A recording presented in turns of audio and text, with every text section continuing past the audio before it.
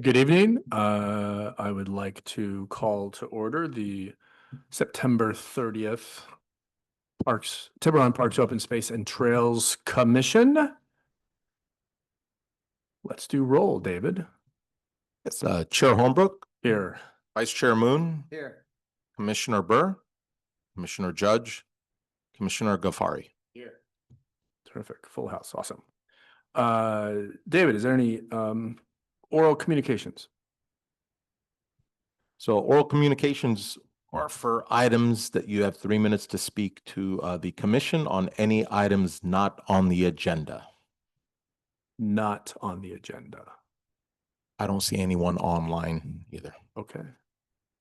So I will see that there is no one there. We will close that item on oral communications. Thank you, David. David, is there any, or is there anything from the commission or staff briefings not covered?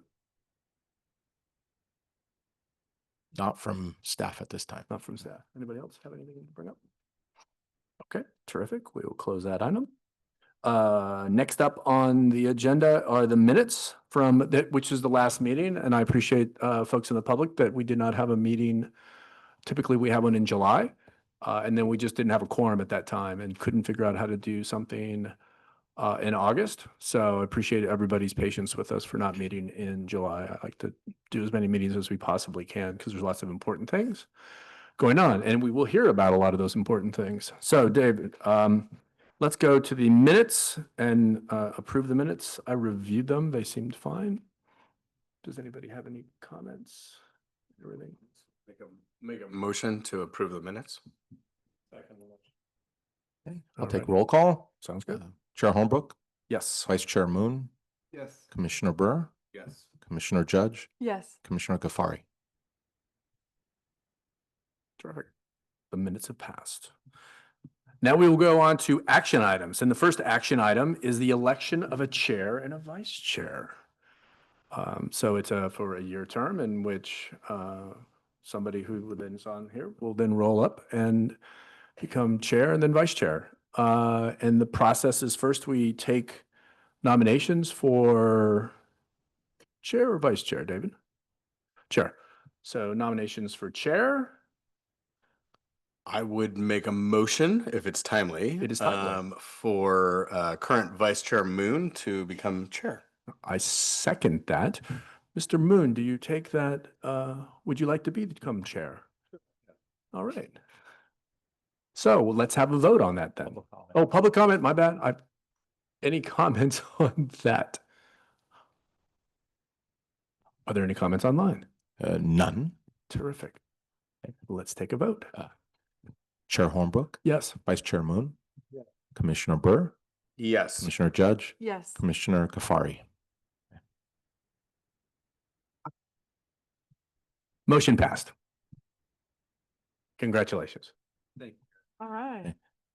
All right. So the next item is that Mike, you need to take over and talk about vice chair. Yes, take nominations for a vice chair now, Michael. You're it. You're it.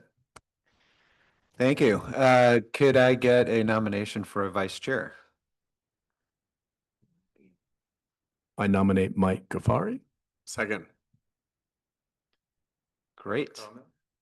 Any discussion? Public comment, and then you have to accept that. But after the public comment, It does. well, I'll accept pending public comment. Okay. I will, Is it working out? Okay. I will accept pending public comment. I don't see any public comment online and none in the room. Okay, great. So let's go to a vote. Chair Moon, Yes. Vice Chair Kafari? Not yet. Not yet. Oh, I'm sorry. I'm sorry. Well, now we have, okay, Say let's start all never over. Chair Moon, Yes. Commissioner Hornbrook, Yes. Commissioner Judge, Yes. Commissioner Burr, Yes. and Commissioner Gafari. Yes, There we go. all right. Great. Congratulations. Thank you. Thank you both. Thank you both.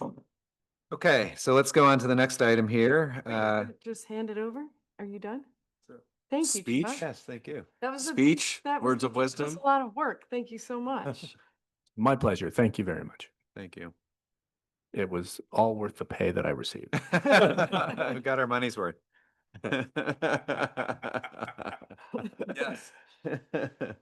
Okay. Let's go on to the next action item, AI-2. Professional design services for Tiburon Parks consultant selection. Over the past 2 months or so, we have been working behind the scenes to select designers and landscape architects to work on parts of Lineal Park as well as the 3 mini parks. And with that, I will hand it over to David for a staff report on where we stand. Thank you, Chair Moon. Yes, so a little bit, I'm just going to give a little bit of background here. Back in January of this year, Town Council approved the Parks, Recreation, and Open Space Master Plan. Earlier to that, back October around this time of year last year, the Post Commission created subcommittees for different parts of this master plan. And the subcommittees consisted of 2 members reviewing the mini parks. We had the kayak and sup launch subcommittee. We had the open space subcommittee. We had the RBSD subcommittee, many subcommittees to look at. And they've been boots on the ground reviewing and meeting with residents and stakeholders this past year. So that was a very good process to speed along what we're voting on and recommending for Town Council tonight is a consultant that can take this master plan that was approved in January and bring it to fruition for each of the parks with all of the residents' comments taken into consideration when developing these conceptual plans.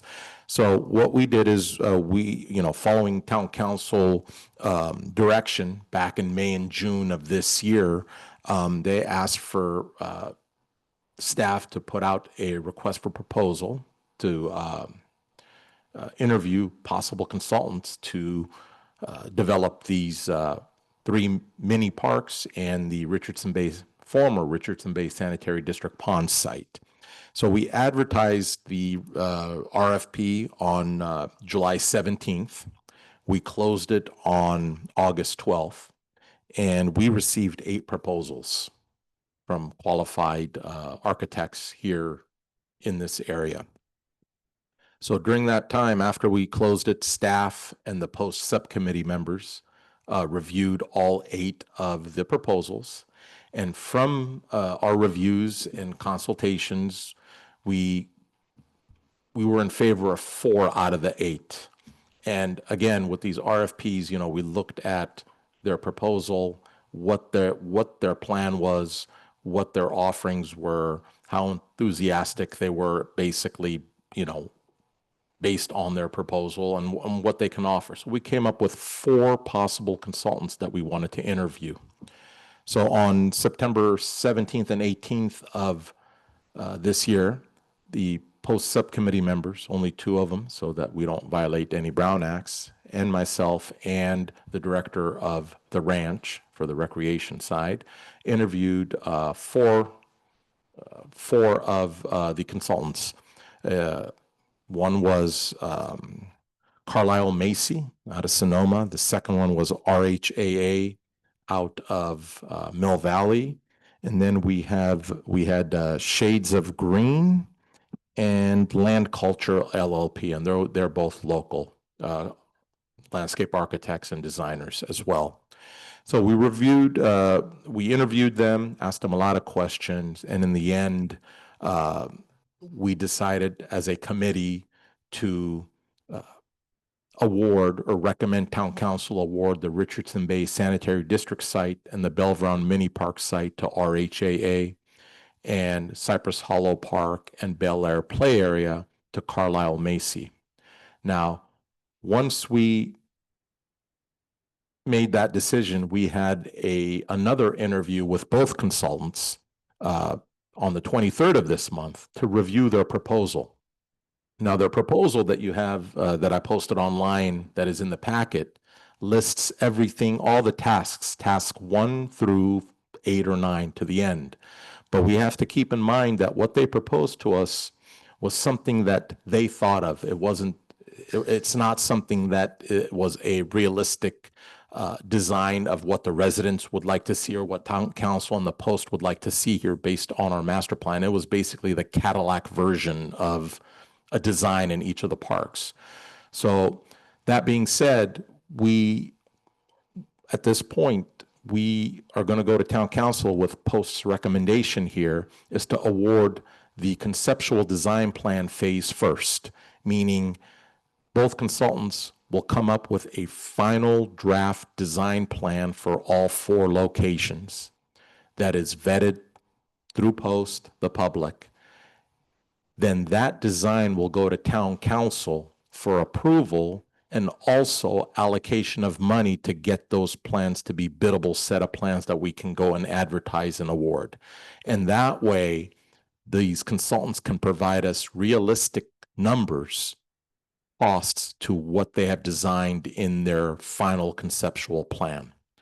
So with that being said, I'll hand it over to the Chair Moon, and if any other commissioners on board. I know Commissioner Burr and Commissioner Judge and both, and Commissioner Holmbrook were involved in the interview and first or second phase of the interviews, if they would like to add anything on that I spoke of in the process of where we're at right now. Please. So David, I wanted to clarify in your comments that all 5 commissioners reviewed the 8 proposals. You are correct. Yes, all 5 reviewed them. And then a question, I mean, is that for RHAA, they are in the selection by the post commission was that they were going to do 2 sites.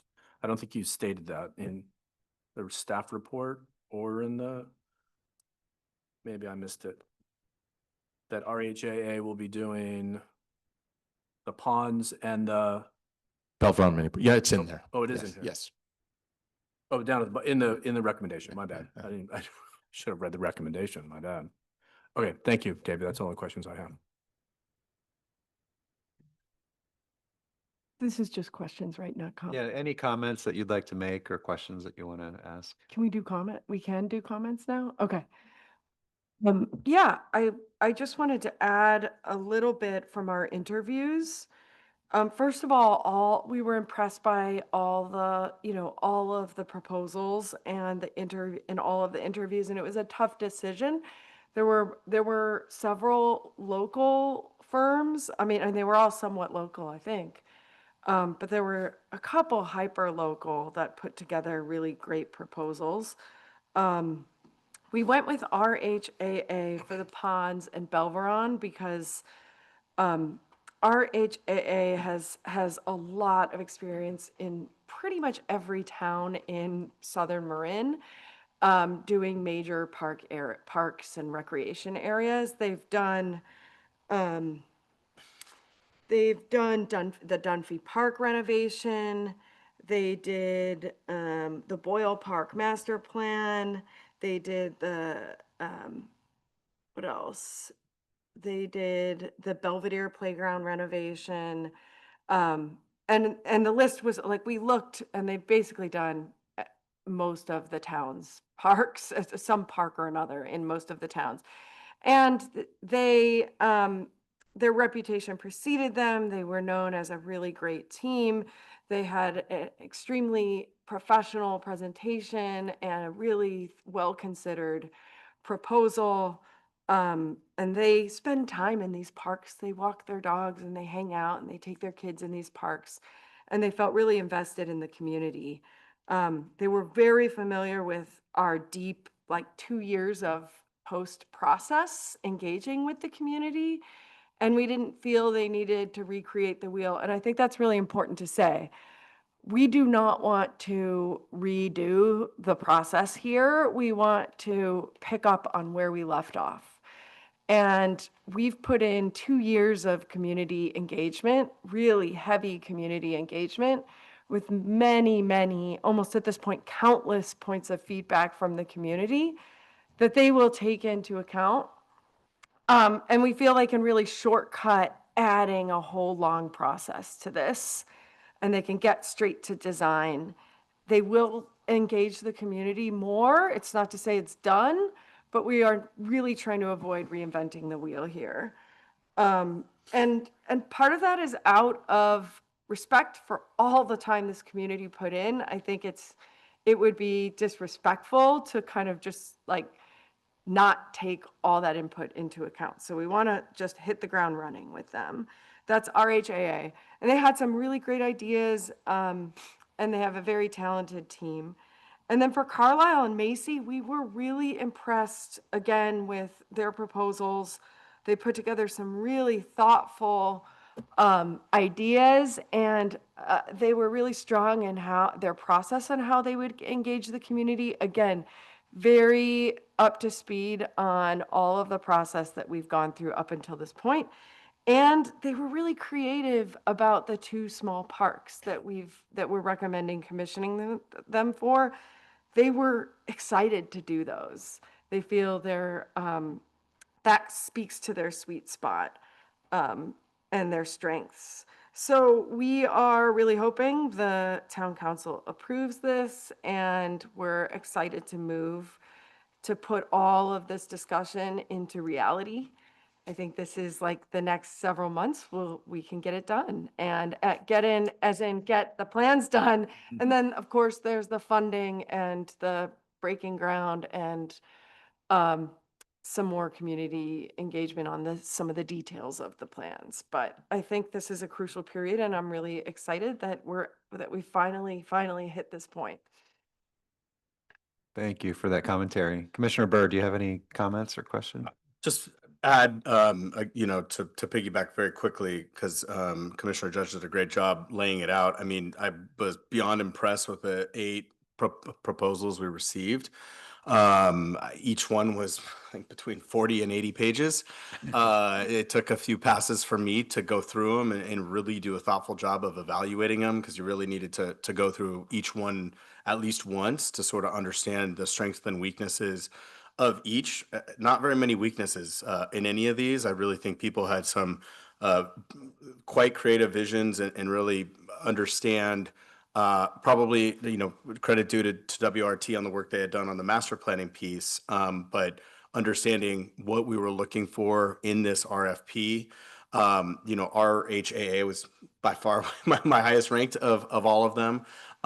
They really, I think, captured the essence of what we're looking for, particularly the biggest likely of these projects with respect to the ponds.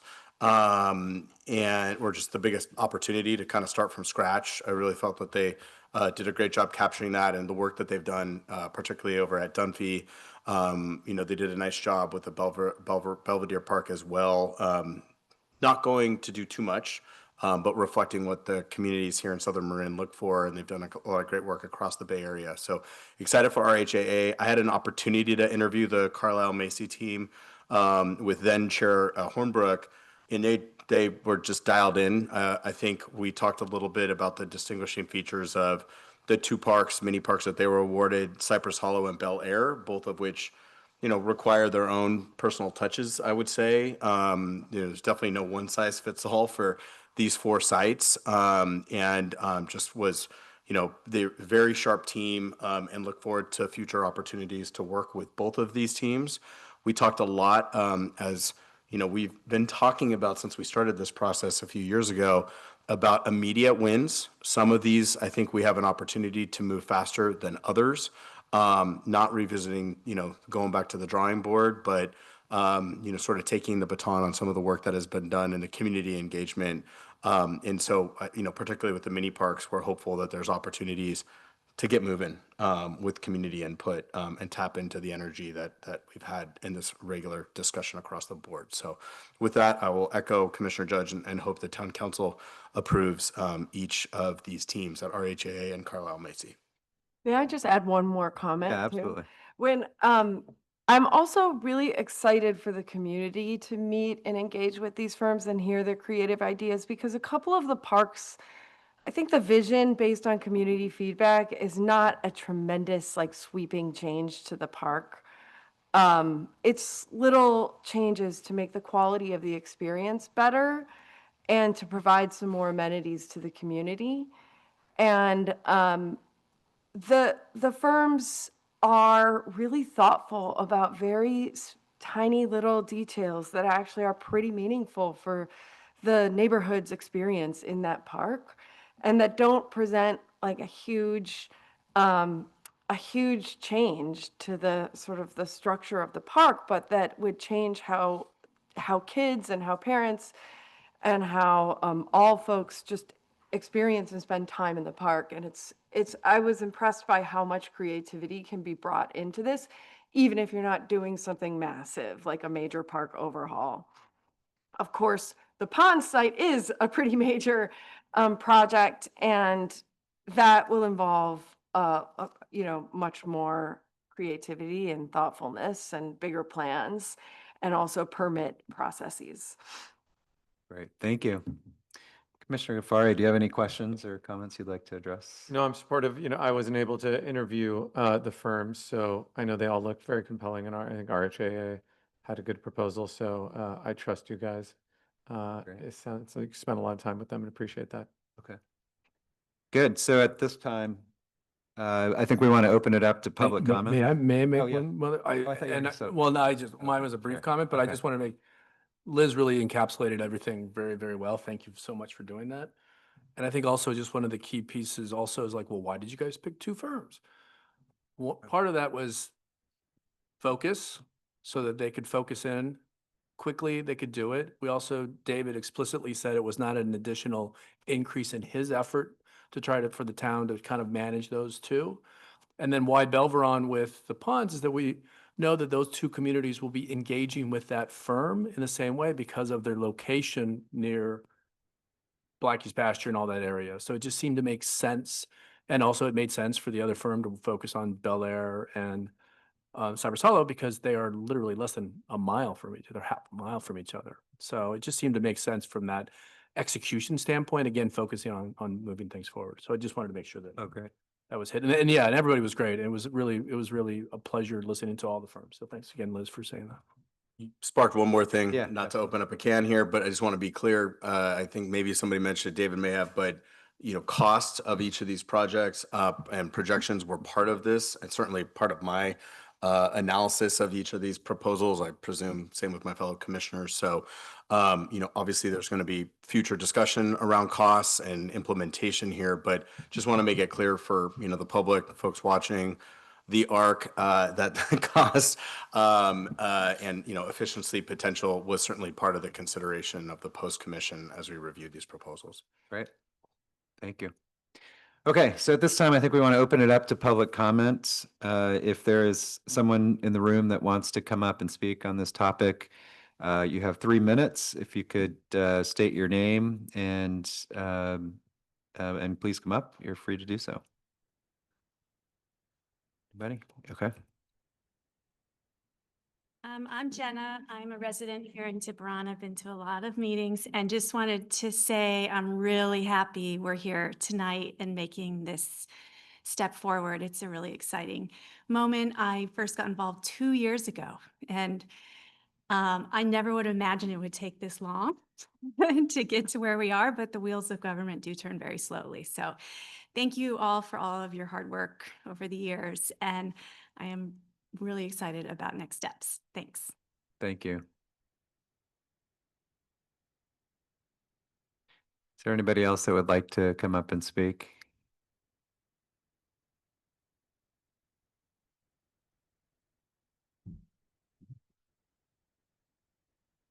Let me see if this works. Can you hear me, David? Okay. Yes, so Liz, I just want to pick up on some of your comments, which I thought were very good about the fact that it was not going to be drastic changes, but a lot of little changes that we're going to build together.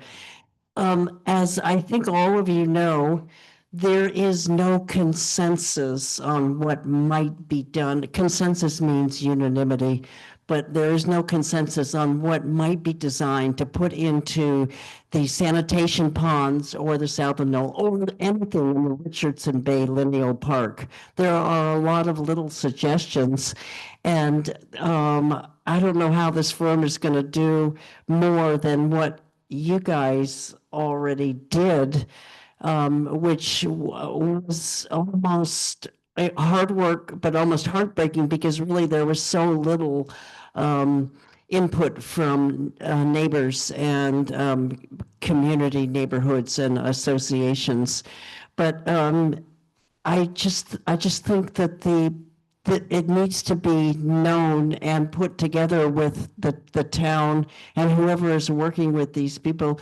Their schedule calls for this week by week by week activity, which is going to try to compress supposed involvement by the community into a really short period of time compared to the amount of time that you two took to try to get it out of the rest of us. So I'm not totally sure how they're going to do it, but there is a lot of room for design activities and for more complete agreement by some of the public in terms of what might go in down there. I do say that the majority of opinions, not the consensus, but a majority of opinion I noticed was that so little should be done and so little needs to be done, and let it stay natural and be natural. So anyway, I didn't necessarily hear anybody here talking about the figures and the cost figures, comparison of cost figures, but maybe that will come up in future discussions. Okay, thank you so much. Thank you for your comment.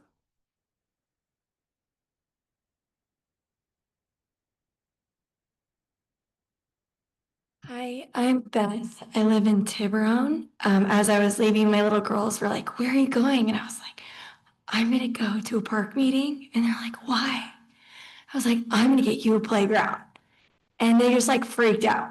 They were jumping up and down. They were so excited. Honestly, it brings tears to my eyes. So thank you for combing through all of the information. David Eshu, thank you for championing all the commissions, town council, Greg too, dealing with all us people.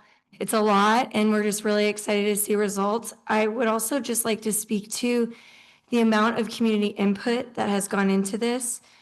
Parents have almost practically been like, "I've already come to so many meetings," so I actually completely disagree with Becky. But Becky, I liked your point about just keeping things simple, which is why I was really excited to hear that RHAA is in charge of the sanitation ponds, because whenever I go to Dunphy Park, I'm like, oh my God, Sausalito is just like Tiburon, and they can do it, then we can do it too. And it's peaceful and it's calm and it's happy and it's got something for everyone. So finding that unanimity that Becky's seeking is definitely feasible, and I'd like to charge forward and get there. And I think now that we have designs and more direction, you will see the community come together. And I'm happy to hear that these firms are going to take into all the feedback. Parents for Parks and Rec and the community who has rallied around us, we have had probably over a couple thousand people at different times in different meetings, or signing petitions that have gotten over 400 signatures. There's a Park and Rec one that just said, "We want more Parks and Rec stuff for families," that had over 300. There's a basketball one in the sanitation pond that has over 500 signatures. There's a beach volleyball one that has over 200, maybe 300 signatures. There also were several community meetings, both on the record, off the record, to do some community involvement. There was like a Del Mar community neighborhood one. I mean, the list goes on and on. I mean, there's so many. It had to have been over 30 meetings, and not to mention the town halls and posts. So for me, as someone who specializes in market research in my career, there's plenty of information to get a baseline, and there's plenty of strong leadership and stakeholders in a community that should really rally around everyone, not just families, but people of all ages, and it should be inclusive. So thank you so much, and I'm really excited to see the next step, and I think you'll see people come out now that there's visuals and more clear next steps. Thank you. Thank you for your comment. Anybody else from the public that would like to make a comment? There are people online. Okay, let's move on to online, see if there's anybody that would like to speak. Okay, we have, There might be one more in person, or no? Was there another?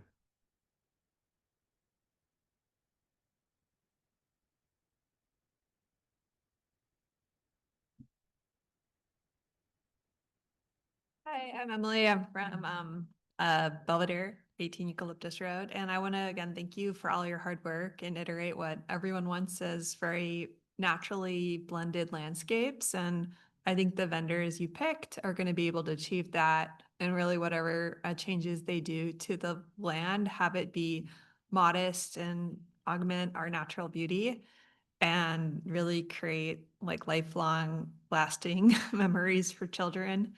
My daughter, she doesn't need much to create memories. And I think so often my experience with the few parks we have, like Belvedere Park is very great, is that it works, but it's limited.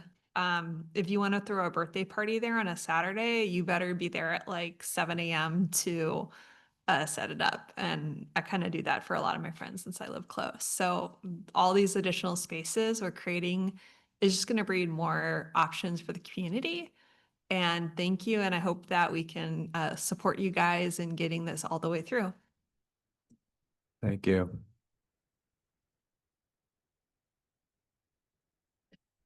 Okay, David, let's move on to the online. Okay, Linda? Hi, my name's Linda. I just wanted to say thank you so much to the post committee and to all of you for all of the hard work. I think that these community spaces are going to be so wonderful, like such wonderful representatives of the whole community because of all the work that you guys have done. I've gone to countless meetings around these topics and made countless public comments at this point. So just thank you guys for hearing all voices and creating spaces that are going to be real multi-generational assets to our community. So excited. Thank you. Thank you. Okay, we have Kim. Thanks. And hello, can you all hear me? Yes. Yes. Okay, great. Thank you. Yeah, my name is Kim Liddell. I live at 100 Jefferson. My house backs up to the Belveron Mini Park. And happy to be where we're at and working towards improvements there. I think there's been a little bit less community outreach to date with that park. It's nice that posted that survey, so it's great. There's some data there. But I do think that's had less attention as far as community engagement and input as, for example, the Lineal Park and maybe even the other mini parks. So I just want to emphasize, I think, the importance of additional community engagement and public outreach and taking our time. It's great to be at a point now where we're sort of moving forward, but also not rushing something so important. These are big, I think I heard generational projects. So let's, not rush, still be thoughtful and do it well. And lastly, I would just say as a working parent, having public outreach meetings at times that vary in the day, in the time of day, I think would be great to maximize public participation. And that's it. So thank you. Thank you for your comment.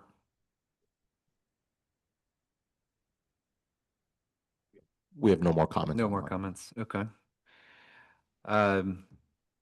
So with that, we will close public comment and move it back over to discussion amongst the post commissioners. If there are any additional comments or questions, we'll open that up. I can do a quick comment just on pricing, I just pulled up my feedback thing without having done the interviews. It's great to see, I think RHAA and Carly Macy, right, are the two that we selected. Those were both two of my top 3 out of the 8. And I think also 2 out of the top 3 for cost, if I'm not mistaken. So it's worth calling that out, is that you don't always want to go with the absolute lowest cost out of 8 because there might be a reason it's the lowest cost. But these were, I think, 2 of the 3 lowest cost options. So that's really nice when that aligns with a great interview and background and fit for what we're doing. That's great. Yeah, Jeff. David, I have another, just a question in terms of what you're presenting to the town council. Will it be based on the revised proposals? Or is it going to be these 2 attachments? So it'll be the 2 attachments that the last couple pages of both of those exhibits have the revised. Oh, they do? Okay, I'm Yes. sorry, I didn't get all the way to the back. Okay. Oh, yeah. My So bad. it'll be based on our second interview that we had, the post commission had, or the subcommittees to revise their cost. Okay, great. So that's important. Thank you. I think it's also important to state that we structured our proposal to town council in a kind of almost like a 2-step process. So the original proposals had the design development all the way to construction documents. So it was a full bid, full price bid. And the way that it's presented, that will be presented to town council, is we'll be splitting it so that up to design development will be approved at this stage. And once that design development is completed, then we will assess to going further all the way to construction documents, so that there's a 2-stage process, the way that this is set up. Mr. Chair, question. Yes. David, question for you. Does town council review all of the proposals and kind of start back over, or do they review these 2 for final approval? So that the town council is solely looking at the post commission for their reviews and their recommendation. I'll attach both of these proposals as we have it here for the post commission, but they're relying upon the post commission to do the footwork and provide them with their recommendation. Okay, cool. And I want to piggyback on a comment. I think it was Beth, maybe, I'm not sure of the name, but talking about Dunphy Park, Dunphy is a park where we proactively as a family, that is an activity. Well, let's go to lunch, grab food at Drivers, whatever it's called over there, go to Dunphy. Like, that is a thing. And it would be nice for our businesses, for our stores, whatever. Like, that's the type of thing that, we want to continue to have people who are here from town be able to do that in town. And this will be a shout, for businesses eventually as these projects come to fruition. So we'll look forward to partnering with the Chamber, Destination Tiburon, and others to get the word out, not to get ahead of ourselves. But that comment just sparked that sort of, we will have such a cool opportunity with the ponds. I'm not saying it's going to be whatever it ends up looking like, there certainly is a huge opportunity there to keep that business here in town. So we're excited for that. One other thing I would mention is, as a part of the continued community outreach, we are planning on having the landscape architects create poster boards that will be set up around town in places like the library and other public places, so that people can take a look at the design, scan a QR code, or go to the website and be able to make comments on the design, so that we can get additional comments from the community on what they're thinking.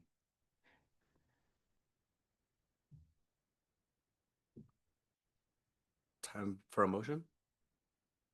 Did you have something? No, that's great. Please. I'd like to make a motion that, based on the staff recommendation, that we recommend to town council for consideration of a professional services contract with RHAA for design services at the former sanitation bond site and Belveron Mini Park, and with Carlisle Macy for design services at Cypress Hollow Park and Bel Air Play Area. Do I have a second? Second. Great. Okay, I'll take roll. Okay. Chair Moon, Yes. Vice Chair Kafari, Commissioner Burr, Yes. Commissioner Judge, Yes. Commissioner Holbrook. Yes. Motion passed. Great. Motion passes. Do I click this? All right. All right. Great. Let's move on to A13, the Old Rail Trail Bicycle and Pedestrian Safety Subcommittee. As people know, and as we've experienced over the last couple of years, the safety of the Old Rail Trail is a big community issue that a lot of people have an interest in. There's been a lot of talk about possible solutions, the need to decrease speed or potentially separate out between bicycles and pedestrians. There's a lot of ideas floating around, and I think the idea here is to create a subcommittee to really look at all of these issues and come up with some recommendations to make the Old Rail Trail better and safer. And so with that, I'll move it over to David for a staff report on this. Thank you, Chair Moon. Yes, so on this item here, we are currently actually the Parks Master Plan has touched on safety along the Old Rail Trail, they do have a few exhibits and some ideas on how to incorporate safety when we're designing this linear path here. Our traffic study is going to touch on the Old Rail Trail because they are looking at different types of mobility out there that can reduce congestion on Tiburon Boulevard, and meaning crossings that cross over Tiburon Boulevard onto the Old Rail Trail. So the main action here is for the Post Commission to form a subcommittee to review what kind of possible improvements can be made out there in the near future and long term with CIP funding based on what the Parks Master Plan has put forth, and also what we see out of this traffic study with different elements that can reduce vehicles on Tiburon Boulevard that will invite folks to actively use the Old Rail Trail, from downtown all the way to Blackie's. So with that said, Post Commissioners here, you can nominate 2 subcommittee members here to do some reviews and then come back to the Post Commission at future meetings and provide what your recommendations are. And then based on those recommendations, we'll either go to Town Council for authorization, or if they're simple ones that we can do at staff level, we'll get them done here through the Public Works Department. Great. Thank you. So with that, let's go to questions for the commissioners. Are there any questions that they'd like to ask David on this? Good question. What's the cadence by which the trail is repainted? Like the yellow stripe line in the middle? I guess separately than how often it's repaved, which I assume is every like a much longer time frame. What's the painting schedule? So for the painting schedule, we actually right now have it scheduled with every time we slurry it, and that's every 5 years we slurry it. Oh. Did I know that word? Does everyone else know that word? Slurry? Okay, so slurry is basically slurry is equivalent to putting a thin layer of oil on top of the existing pavement to preserve the surface so that the subsurface doesn't deteriorate. So the last time we did that was back in 2020. So we're slated, I believe, in our pavement management plan next year to do another slurry coat on it, which will mean putting on new striping. And our team, our Public Works Operations team, will go out there and restripe as needed in between. But our large project is slated to slurry it here next year and restripe. That makes sense. So this is a good time for, if there's any recommendations for improvements, this is a good time to do it before we put the project out for design, so that these recommendations can be looked at and vetted by our engineer. Second question, was there anything, so what I'm looking for, just that sparked this as a potential subcommittee? I'm just curious. I know we've had one's on signage. I'm going to shut up because it looks like there was something that sparked it. So just curious if that helps inform what the scope of this one. Sure, I was going to wait till discussion, but I mean, I added it to the agenda specifically, and it's a number of reasons. One is that while I love our police force, and I think Tiburon PD does a great job, I was underwhelmed by the presentation that they gave on the kind of speed and any kind of pieces on the old rail trail. E-bike, On e-bikes. yeah, the specifically, e-bike yeah. discussion and all those pieces. That's the first one. The second is, as a bicyclist myself, on certain Saturdays when I drive by, I can't, McKigney Green is packed. In fact, I think it's totally unsafe for on a certain Saturdays, like soccer Saturday and Sunday, which was like the first weekend of September. I mean, it was packed. It would be figuring out a way to do that.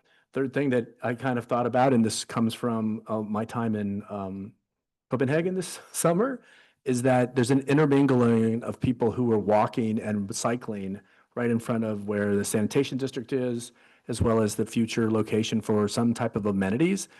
And it's totally not done properly, totally like best in class. So it's trying to figure that out. So I've kind of brought these things up a couple times, and I was just like, oh, it's not moving forward. Maybe having a subcommittee do a deep dive on that and come up with different either structural reasons, things that are raised come out of the traffic study, or policy decisions to go back to town council with. And it particularly between San Rafael Ave and Blackie's Pasture, it's challenging. And it's really challenging on the weekends or on a holiday. So that's why. Thank you. That's very helpful. No more questions. Any other questions from other commissioners?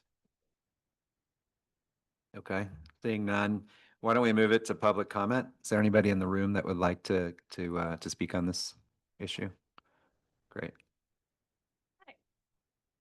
I'm Jenna. I'm glad you're talking about this. I've been meaning to send this letter in for a while, but I haven't gotten around to it. If you're thinking about doing more permanent signage there, I was really hoping we could look at how the speed limit signage currently looks like. You know, right now it says speed limit 15 miles per hour, really big. And then in really small print, it says 8 miles per hour when pedestrians are present. But the reality is pedestrians are pretty much always present. So flipping that, so maybe it's 8 miles per hour when pedestrians are present, and then the smaller, does that make sense? Can you, okay. I just, every time I go down there, I see that and I think if a person's riding by on a bike, they're just seeing that 15 and thinking it's okay to go 15. So just wanted to throw that in the mix. Thank you. Thank you. Thank you for your comment. Anybody else from the room here that would like to make a comment?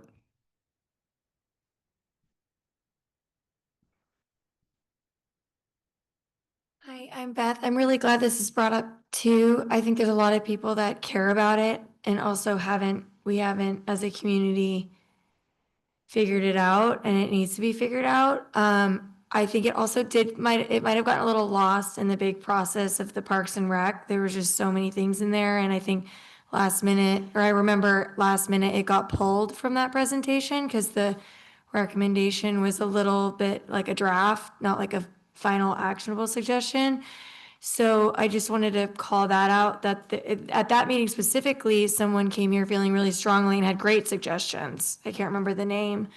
But personally for me, with my kids learning to bike, I do not feel comfortable taking my kids biking there. It's just totally inconsistent everywhere. I mean, even if the rules, I don't even know what the rules are, and then people are doing different things. There's also no accountability. Like there was a police right there, and so I asked, and they said they can't really ticket anyone unless there's some sort of like street law. And I'm like, but there's a sign that says 15 miles or 8 miles, and there's something blocking the police from actually like giving a ticket. Because I'm like, no one gets a ticket. Like someone blew past the cop right there, and he's like, I can't unless it's like we make it like some sort of Caltrans, like Caltrans owns it, like whoever owns that road has to be able to like grant the police the ability to ticket. You own it? Okay, so then maybe like the police would know, but I was like super confused why, if they're right there and they see it, why can't they ticket? So like that's a question that, to me, it's like, if you're there and you can't ticket, then that's a big problem. Because you're not going to ticket if someone calls it in if you're not there. And then also to the point, like Friday afternoon is a big now, like for the lacrosse stuff. And it's super fun, but you've got kids that are like, I'm done with this. I'm going to be a big kid and walk to the car, and then you've got a biker going like, psh. And then I think Becky would, and I probably agree on this, but the Greenwood Beach Road is like, people are just going way too freaking fast going from there to that path. So I think you need to also think about that transition point. And it's dangerous for the Greenwood Beach residents. It's dangerous for the Audubon and the Cove apartments. And it's dangerous for the people in the parking lot. And that's also just kind of a shit show. Thank you. Thank you for your comment. Anybody else here would like to speak? Okay, let's move it over to online. Is there anyone online that would like to speak on this? Chair, yes, we have Kim. Great. Hello, thank you. And I think this is a great idea. Just want to say thanks for forming this committee, I hope, and emphasize that there's just a lot going on right now with the consultants developing the parks at the sewer pond. There's also the Caltrans repaving project coming up that is intended to include bike elements, complete street elements. And so I hope that this subcommittee can be sort of at the nexus of all of these and connect the dots and, work across, that these efforts don't get siloed. So I think that would be incumbent upon this subcommittee should be formed to really be having the bird's eye view of the big picture of Caltrans's project, the project at the sewer ponds, the old trail improvements, and helping it to all be synergistic with each other and symbiotic. And I think it's really important to think about, what Chuck mentioned, where people and bikes and dogs and things mix is where there's possibility for collisions, and just that it's going to get busier once the sewer ponds are turned into a park. And so there's going to be more people parking and walking there along with the bikers. So I think it's just a really important time to be taking the big picture, diving into the details, and utilizing great resources, including the subcommittee, hopefully. So thank you. Thank you. Anybody else online? I see none. Okay.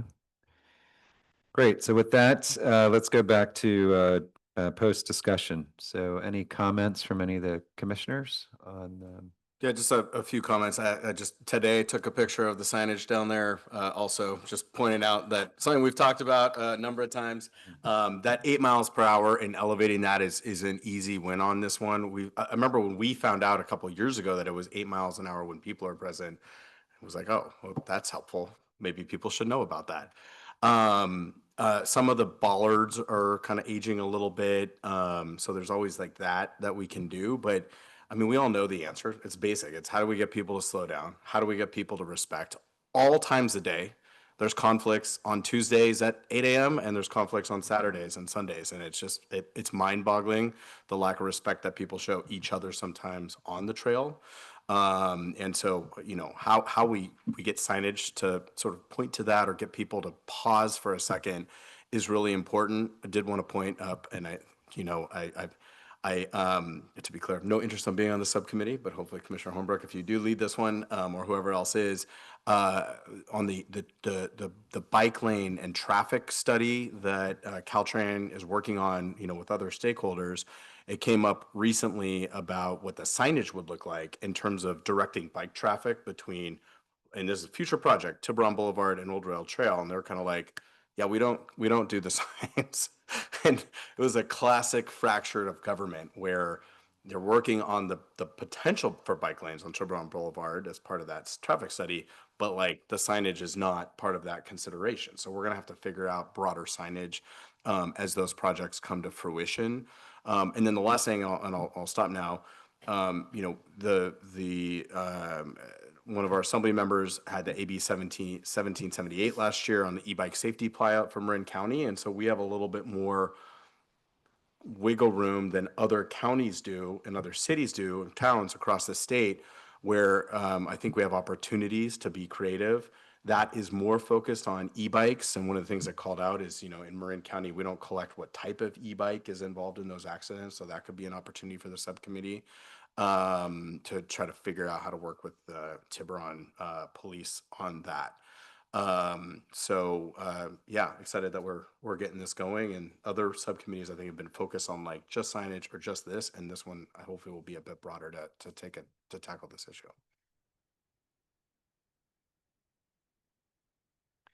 Great. Any other comments? I just think this is an important committee. I'm glad, Chuck, thanks for bringing this to everyone's attention. I think there's the e-bike safety, there's the non-e-bike, also, biking speed. There's also cars, which are actually the biggest danger to life safety for both bicycles and pedestrians. And let's not forget, it's not one continuous path. There's that San Rafael crossing, and there's entry and exit points on either side, especially given the number of kids that rely on our bike paths to get to school, both as pedestrians and cyclists. I think doing more to ensure that safety, like for example, people going down Tiburon Boulevard and turning right in San Rafael, it's very hard to see people coming out of there. So when you have cross guards at school crossing hours, it's great, but there's a lot of gaps there. So I think there's a lot of opportunity for low-hanging fruit, not very expensive safety improvements that we can make, like you said, looking to other places where whether Copenhagen or otherwise is inspiration. But there's a lot we could do. I think it's a great priority for us to be focused on. Great. Agreed. Ma'am, so I appreciate all your guys' feedback. It's always top of mind when I'm riding on that, or even driving when I drive and I'm seeing activity. I do have one question, David. The corner at San Rafael and Tiburon Boulevard, there is a project to redo that. I don't know the scope of it. And you are, at some point, would be able to review that with us. Is that correct? That is correct. So we are currently, we're working with parametrics on a separate proposal for intersection improvements at both, and entrance and exit of the path as it crosses San Rafael. So that's one of the projects that they're going to be working on. And the second one is the bridge replacement here near Mar West. We're going to consolidate the path to be together and not split and wider to provide better sight distance for folks that are coming around the corner that are riding their vehicles and walking towards town. So both of these projects will come back to post-commission, I would say probably after the holidays, once they come up with some schematics so that we can share what some of those different conceptual plans are looking like. Okay, great, thanks. So I just, to continue on my comments, the reason I suggested and we can change it from an action item, in the action item of the language, I believe, is that from San Rafael to Blackie's Pasture, that just seemed to be a higher, more density covered area. As a former cyclist who formerly living in San Francisco, when I would cycle, the infamous Paradise Loop, you would not do the section between downtown San Francisco or downtown Tiburon, past Reed on that narrow road. You would go on the San Rafael and you go up around just to add a little bit more mileage in. That's typically kind of the path. And then we would join up with the old rail trail at San Rafael. So that's the only reason I suggested that. But if we want to bring it all the way to downtown, that's fine. I just was trying to create minimize the scope of that. That's all. And then there was a comment about extending up into Greenwood Beach and other things. There is actually town council members have a subcommittee specifically looking at that. Mr. Jack Ryan, Mr. Isaac Nickfar. So they're looking at actually ways to make a safer piece of road on the Greenwood Beach, Greenwood Cove area. And David, is it Cove or Beach where the county owns that part of the road? The Cove is county, road is ours. Okay, Yeah. so on the Greenwood Beach Cove, Greenwood is that David is working with or had mentioned in a Safe Routes to School call that actually they're working with them. So I just want to let folks know that the challenges and the safety issues on that Greenwood Beach Road section is forefront of everyone's mind, because that is a Safe Routes to School path that both the Reed School District and members of the community are involved with. So I just wanted to let folks know that. Yeah, I mean, if maybe commissioners feel different, I would just say the old rail trail and just extend it all the way. I mean, particularly just as we're tying in the Reed School and whatever, and there is that, I call it a daylighting project at San Rafael and I mean, it seems like it would be good to just not, even though I agree with the scope to San Rafael, it just makes sense to just say the old rail Yeah, trail. kids are riding their bike to the library, to down to, to TPC, to various places downtown as well. So I think just covering the whole thing. Okay. I think I know one commissioner who's interested in this subcommittee. Are there any other commissioners who are interested? I would do it unless there's somebody else. Yeah. Cool.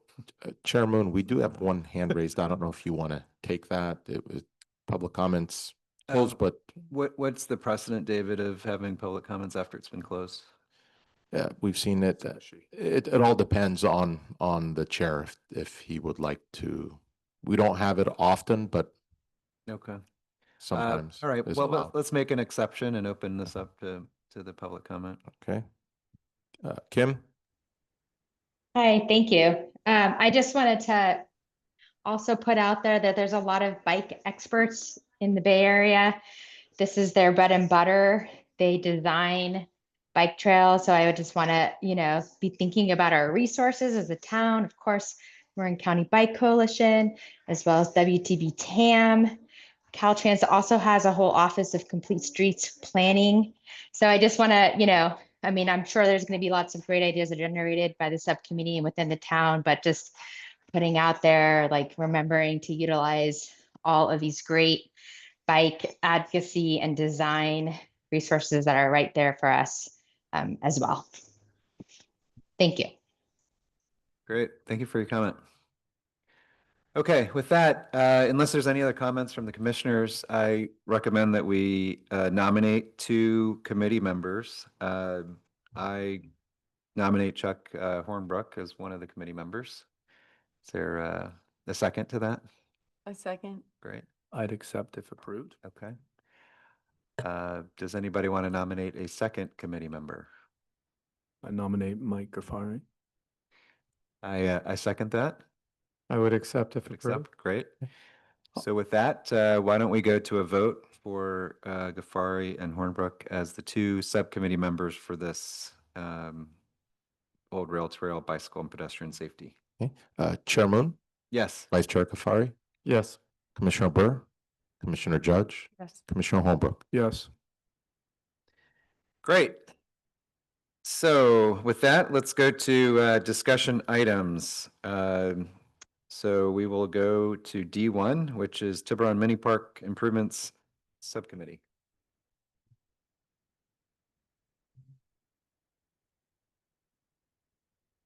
And we have an overachieving presentation. We're going to get a presentation. All right. I was going to say, maybe you should go last, make the rest of us say it like that. Yeah. David.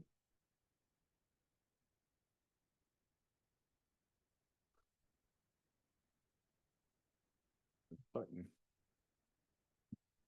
Hitting buttons. How about now? How about now? Yes. Thank you. So these are photos from Sunday. So you'll see Cypress Hollow on the far left there, both looking up by the cypress trees, no grass, very sad looking. And then the swing set, which is only 2 kids swings. And actually nobody was there when I was there. This was about 10 a.m. on Sunday.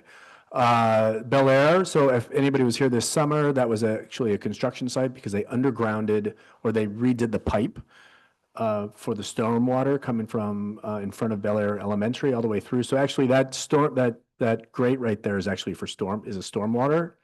And it actually used to be a little bit from our view here to the left and down. So it's right there in the middle. There's the path there and there's the chairs. And then this is just the Belveron front. I did not add the back one in there, which is what the park looks like now. And when I was there, actually, it was great. There was a mother walked by with her 2 daughters who were all under 5 on their little scooters and her 10-month-old son in a stroller. So it was, again, using that path right there. So it was really nice. I just wanted to give you kind of an update of what things look like now. So kind of next steps was, of course, getting town council to approve the landscaping design firms and continuing to engage the community. I'm glad Kim, who lives right there off of Jefferson, mentioned that. And I think we continue to do that. And when I say move forward as fast as we can, it's moving forward with all these pieces and not just studying and not moving forward and doing things. And I think there's some really, again, quick wins, and the town council has mentioned that as well. So quickly, this is just a recap of the April survey that we did, which was over 300 people responded to the survey. And I highlighted the improved maintenance as either number 2, number 1 for all 3 parks. And then underneath that, different things that they were talking about, like swing sets, or in Bel Air, adding some benches and a table. And then Belveron, there was a little bit more kind of areas, but all of them, it's really unique and special for each one of these 3 parks, because they are all very different, but they're also very neighborhood parks. And I think it's really important for the community and for the Post Commission to remember that these have different constituents. These are people's backyards. And I think it's really important for us to remember that. It's also interesting on the data in our community. And so I just want you to see the things that I circled on here. So you'll see that this is the data that we received for Cypress Hollow. And the red line is everything above 3 is 3 or higher, which 3 was, you can barely see it at the bottom, is like neutral. And then number 4 was like, this is beneficial. And then number 5 was like, this is really critical, we need to do this. Where number 1 was not essential, don't do it. And then number 2 was like a low priority. So these are kind of the ratings. And I circled that one. It says average for Cypress for putting in that grass that I just showed you on that earlier picture that was barren. I just want you guys to remember that data. For Bel Air, I circled the improved maintenance, which is high again for everybody, and then also a shade structure for a table. And then last is looking at Belveron, which is then I circled at adding a universal designed play structure, which is 3.26. So all of these were like, from the community, were like a positive direction. The interesting thing that we have with our parks, and this was the good part, and this ties back to the earlier discussion that we had with the consultants, is that we have somewhat of a bimodal distribution of what people want. Some folks don't want anything, but some folks want a lot of stuff. And both consultants nodded in agreement when we said, this is some of our challenges. And they were like, yep, we're aware of those challenges and we're here to help work with you on that, which was really kind of just a great thing to hear from those interviews that we had. So let's take a look at the data. Oh, so first, let me make, before we get to the data on those circle items, on the survey items, maintenance was a high priority, and town staff has actually been doing this. I've heard independently from a number of people in these parks that the maintenance has been better, which is great. And actually town council approved a budget to increase maintenance, which is awesome. Second is, as I mentioned, we shared these results already with the consultants. So they are aware of what the community is saying, and we'll even do a deeper dive and hang out in spreadsheets and doing that. And then there is an interesting distribution about unnecessary to essential will be a challenge. And I think we all need to understand that, and developing empathy and listening skills amongst our communities. So what does that look like? Ooh. All right, so the one on the left is the Cypress Hollow, we need more, replace the sod. On the far left is 1, and on the far right is 5. This is a bimodal distribution, if I've ever seen one, in which there's people there in the park who actually don't want to have sod put down. Totally interesting on that, right? Because that's something that we really want to get done. You guys saw the photos, it was barren, but there's still some people who are like, nah, I don't want it. On the next one on Bel Air, this is for maintenance. So pretty much everybody's in favor of maintenance, and I should have printed this off earlier, but it's like 72 respondents to the survey said, yep, we want maintenance. But there's still 13 people who said, do nothing. And it's just interesting managing that piece. The one on the bottom left is Bel Air for a shade structure. So again, a lot of people want a shade structure for a table, but there's still a lot of people who said, do nothing.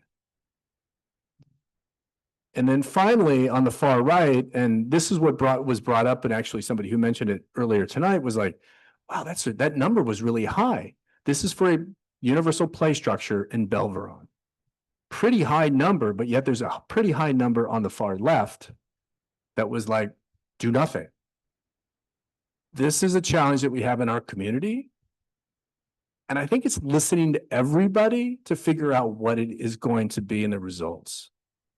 But the exciting part is that these consultants, that the planners and the designers that we worked with have experienced this. And again, they all nodded in unison to say like, yep, we've heard that before. And we know that struggle, because as a commission, we want to be responsive and listen to all of the citizens. But eventually we have to make some decisions on some stuff. So, Tim, did you have any other comments on this? I think I think this slide sort of perfectly captures what we've feel from like working on the post commission, that the sort of tension between do nothing and please, for the sake of this town, do something.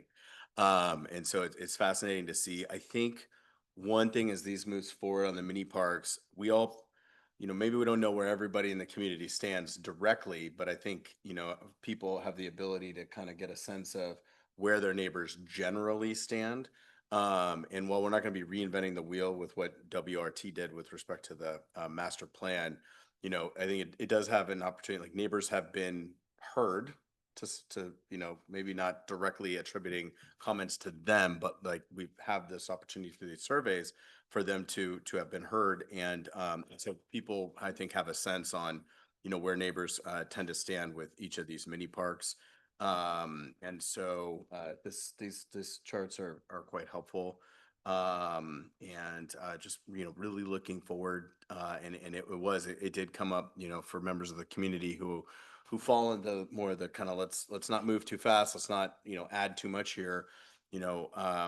That was definitely something that came up in these interviews, and it's not new.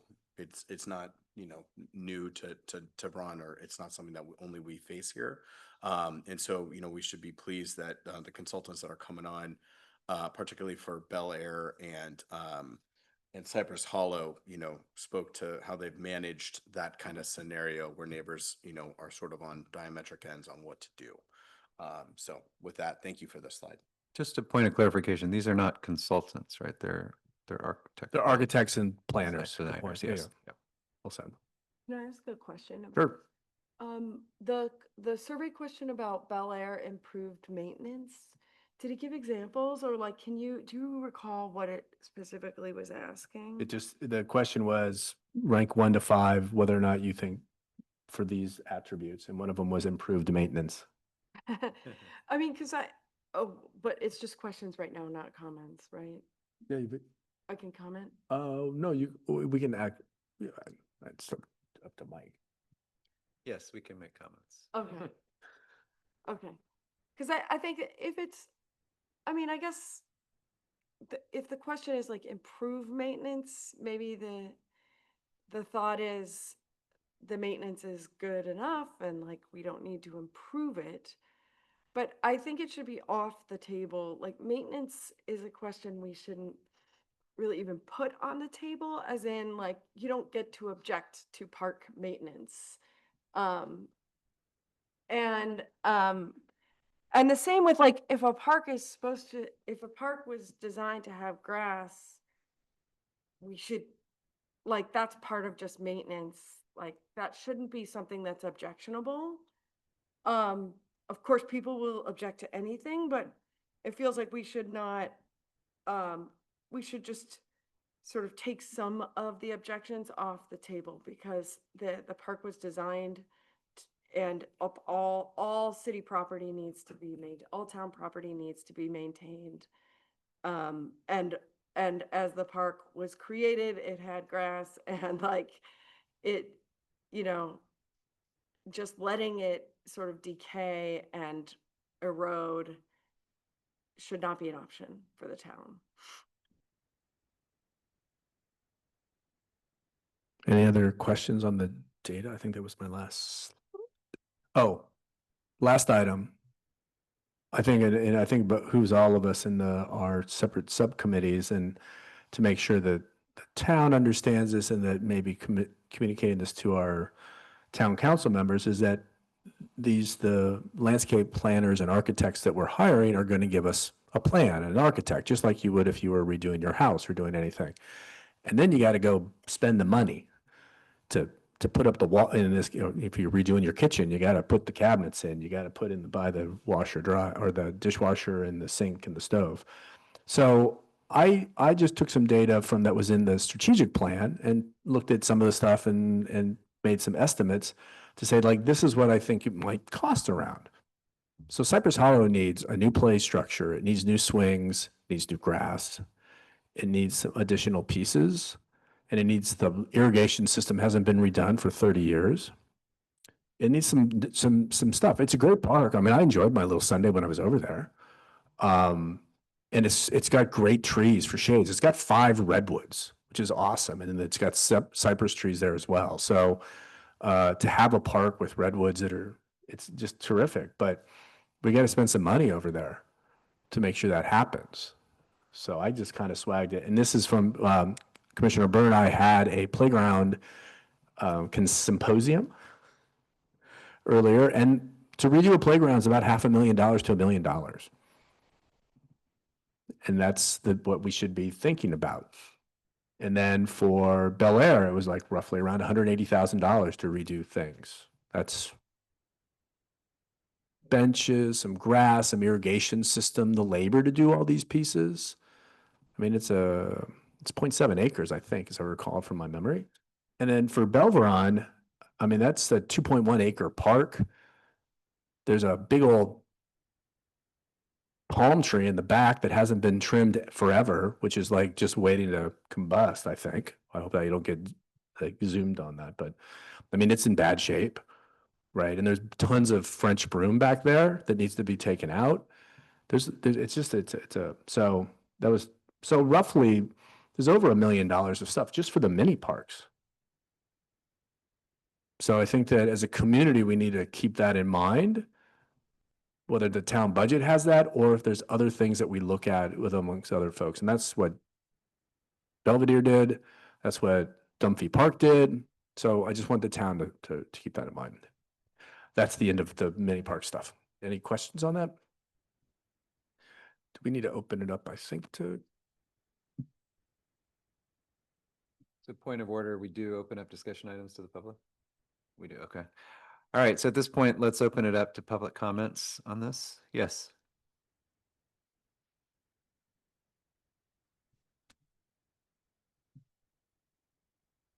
Hi, thank you this is Beth. Thank you for putting the data together. So I did the math. Can you go back to the bimodal? And I get summer.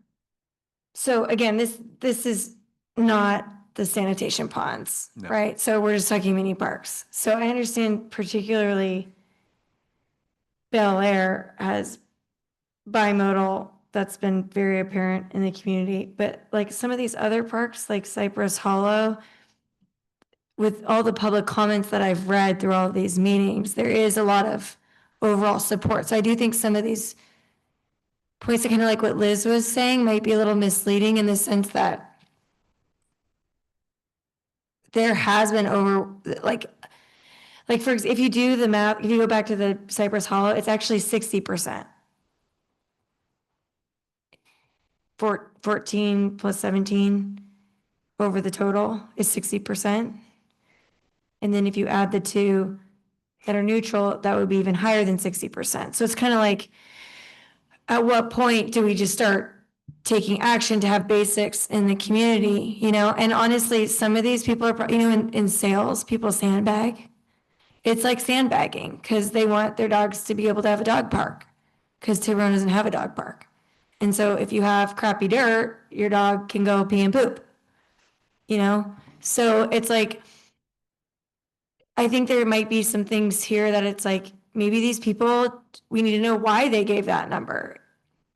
Obviously, the people that live on the park, if they're concerned about something, that's really important because they're going to have to be there every day. But if someone's just looking for a dog park, maybe we can put a dog park somewhere else.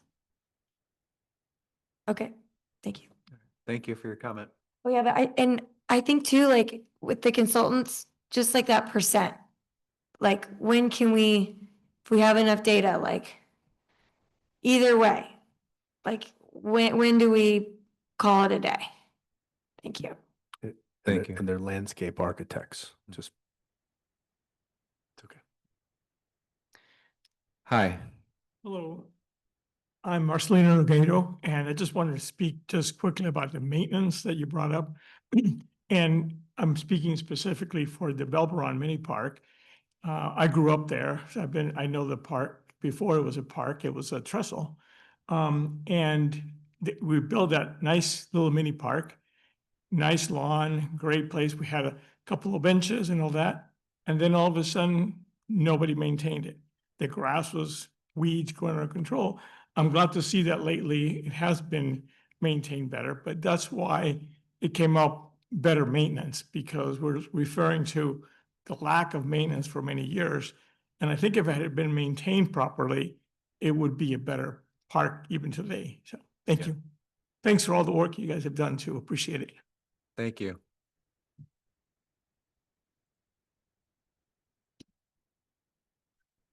Hi, I just wanted to reiterate what the last gentleman just said and what Liz said, that a lot of the issues with the parks are that they haven't been maintained. I mean, they were set up as parks. We're not talking like undeveloped land or wilderness areas. They were established as city public parks, and maintaining them should not be something that people are opposed to. I mean, that's just something that should be happening. And improving them and adding amenities over time is something that also naturally happens in public parks. And keeping playground equipment up to date is something that naturally happens and is probably even legally mandated in some cases. So anyhow, I just wanted to say I appreciated Liz's comments, and also the town, I think, just needs to set aside a lot more money to maintain its parks. I think the Public Works Department does a great job with what it has, but it clearly just needs more money to do a better job. Thank you. Thank you.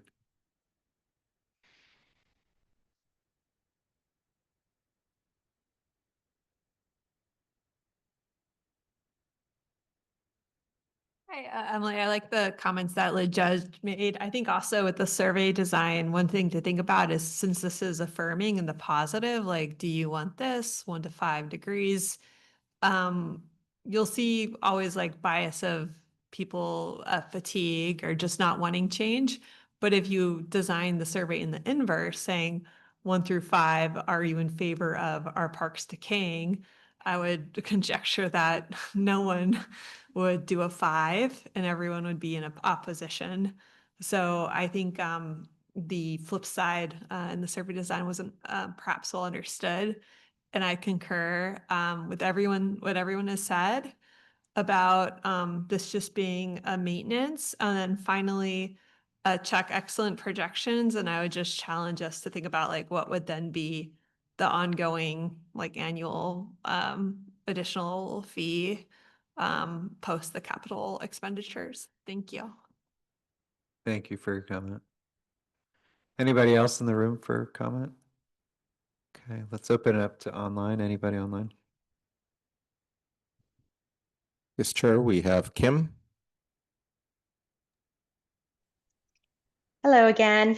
I back up to Belveron, and I did want to echo the maintenance has definitely been improved. I think I jokingly said to two of the commissioners who were out there that when we play baseball, we can't find our balls in the long grass, and now I can. So thanks to the town for the improved maintenance of that lawn. I just wanted to put out there, because I have heard on past meetings that this park does not have bathrooms. In fact, it doesn't even have a water source right now. And I think I have heard some concerns about one of the other mini parks not having a bathroom facility, and it can get kind of gross, if not unsanitary. So if the path is going to be to potentially go down having a universal playground, I just think it is important, whether it goes there or not, but this might be a factor in which way it goes, that there are no bathroom facilities. And I would hate for that to become sort of like an unhealthy open space area. So just wanted to comment on that. Thank you. Great. Thank you.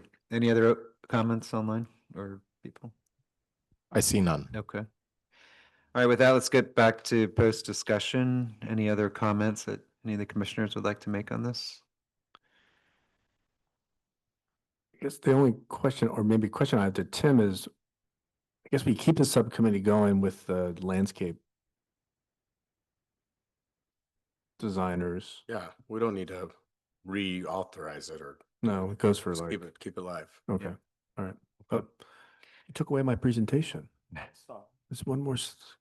There's another slide. Zelensky Park. Oh, that's D6. Oh, is it D6? Yeah. Oh, my bad. Yeah, Never mind. we'll get back to that. All right, never mind. Okay, great. Well, this is a discussion item. There's no vote, so Nope. we'll move on to D2. Commissioner Judge, would you like to give an overview there? I don't think there's much to report other than the design architect. No, Yeah. yeah, I think nothing new, just that we've got the landscape design firms about to embark on something, hopefully, if the town council approves it. Yes. Do the commissioners have any questions to the subcommittee about this? The one, I do have a question to David on this. I know I brought this up in the interviews too, but I think it would, or maybe this is to you, Mike, but I think for the ponds, it would be good to open up the geographic scope of the area that we're allowing them to design beyond just the pond area. Because one of the low-hanging fruit possibilities of the park was that nature-based play area right next to the bathroom along that little hillside. And that's outside of the ponds area technically, but it could be something that now I'm like blanking on the RHH, something else. RHAA. RHAA. Something that they could kind of get done quickly and phase in that overall project. So I can't remember, did we decide to like recommend that scope be expanded for their contract? And could we still? Well, so what'll end up happening is when we go to town council for them to design, if they approve this contract with RHAA, which I imagine they will on the first phase to provide us with a final design conceptual plan for the pond site. Once they're up and running, they're going to have to develop a proposal to include that, and we'd have to go to town council to get that authorized. Okay. So there's still a way to do it. Yes, Okay. but we can't add it to this scope because town council only authorized the pond site, so we would Okay. need something from them to take to town council to authorize and let, basically provide feedback and comment to town council on why it should be included with this phase. Yeah, so I would just recommend that we try to facilitate that happening because I think it could meet the town council's request for some low-hanging fruit right away. It could give them something to sort of put in quickly Yeah. during a bigger sort of design phase or, it just could offer additional options. Okay. Any other comments or questions? Well, I think maybe a comment on that Yeah. possibly is that during that meeting on the 15th, we hope, is maybe making that as a comment Okay. Yeah, that's all on right. that piece, I would. Yes, and I encourage the commissioners to attend that meeting. It's a good idea. Okay, thanks.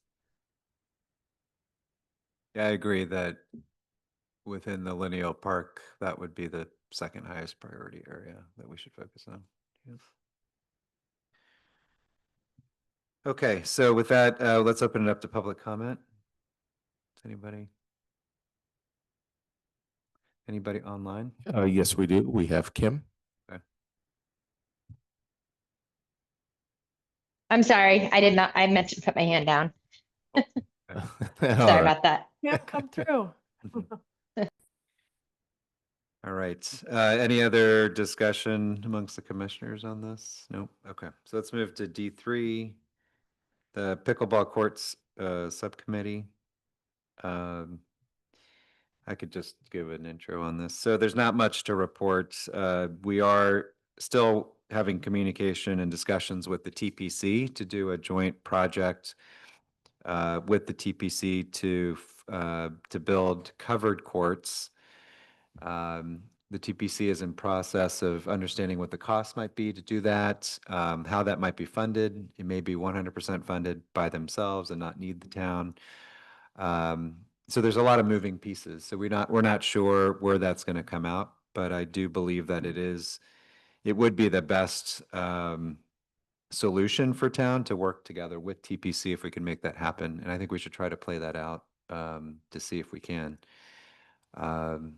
So just nothing really new to report on that front, other than discussions are ongoing. Any other questions or comments from any of the commissioners? Okay. Open up to public comment. Any public comment? Online or in the room? None online. Okay. So with that, why don't we move on to D4, the Paddleboard SUP Launch Subcommittee. Do you want to take it, Mike? Sure, I can kick it off. There's a lot of great sites, and unfortunately, each of them keeps hitting some kind of a roadblock. Do you know if Town Manager Chanis can join us for the next meeting? It's always helpful to get he has some historical context and perspective. Obviously, you've got a lot of it as well. So I don't know, David, if you've got any updated thoughts. I know members of the public will frequently suggest places and offer their assistance.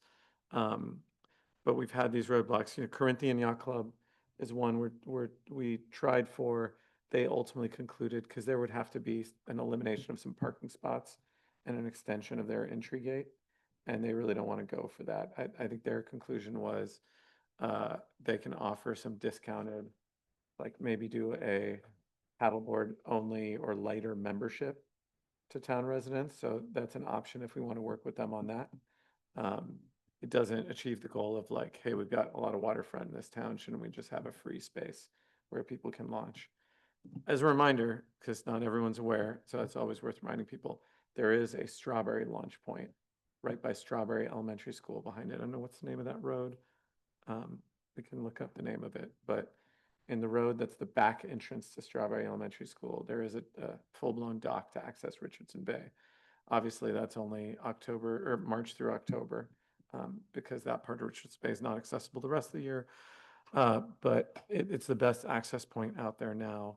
Harbor Cove Way. Harbor Cove Way. So Harbor Cove Way does have public access for Tiburon Peninsula residents, even if not technically in our town. And then I think one of the best candidates has been, so that's 41 Main Street is the Corinthian option, and we were excited about that before, but outside of the Corinthian kind of reduced member concept, that one is probably a dead end for general purpose, unless anybody has anything more on it. Or Yeah, and Main Street, I mean, I think is probably the best area, but then again, we need cooperation from the city of Belvedere, as they own the land just below the beach area, the beach access below the bridge. So yeah, the Main Street Bridge would be the next one. The question is, there is support or interest on behalf of the I think newly formed but Belvedere Parks Commission. So that's the question: is what can we get those parks commissioners doing to help our case? Is it trying to get their city council to do something, or how do we? They would have to authorize it, and we have some type of cooperative agreement between city of Belvedere and the town of Tiburon. Yeah. Right now, we are. We're working on a design for that bridge. This is a temporary fix, and this is for substructure maintenance work that we're going to be doing beneath the bridge. So nothing no major changes out there, but ultimately we're applying for a grant to Caltransit's due here in November to replace the bridge with a roadway. So no more bridge there. We're going to put a wall, a retaining wall, and then just fill in the hole, and it'll be a roadway.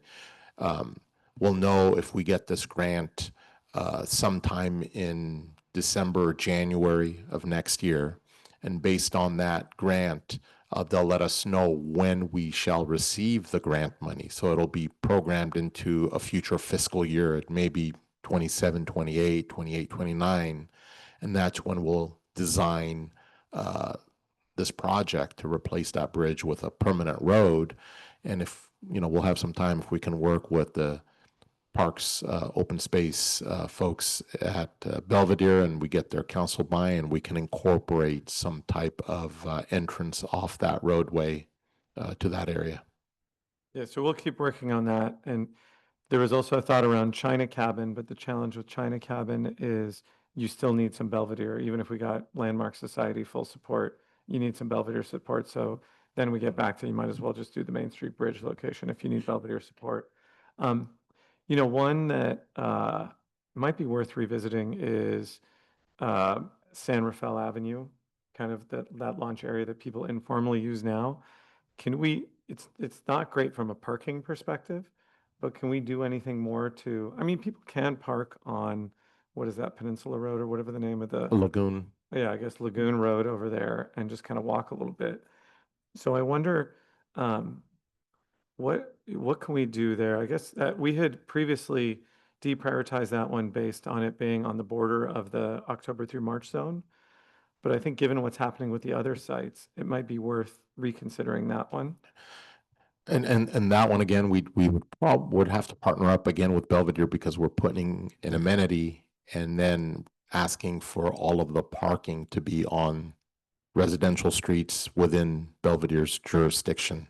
So again, we have to work with, on all of these, pretty much we have to work with the city of Belvedere and make sure that we're all aligned.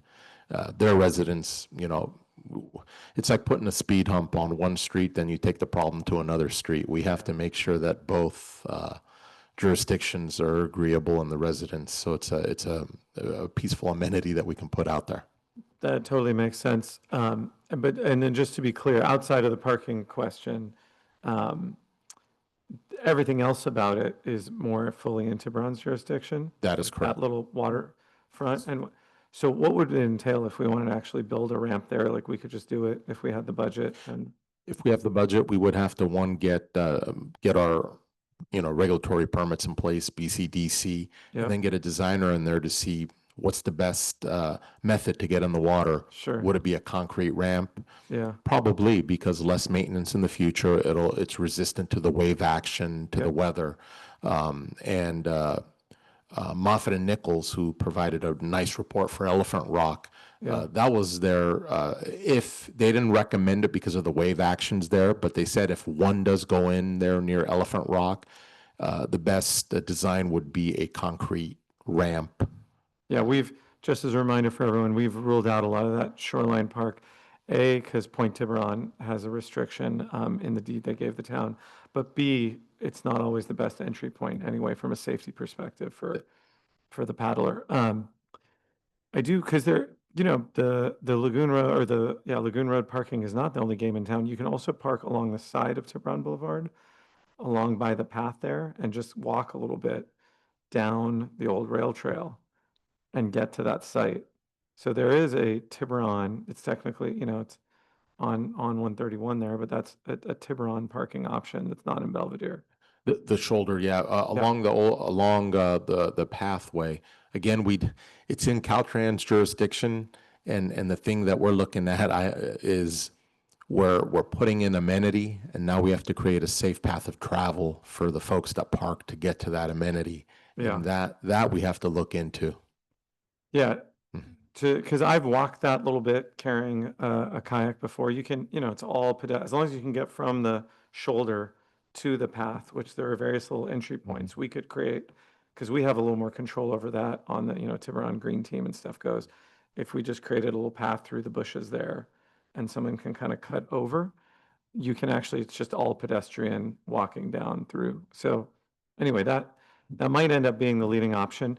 If we get more Belvedere support, or the best option if we're truly just doing it independently, if we can get Belvedere city support, there's Main Street Bridge.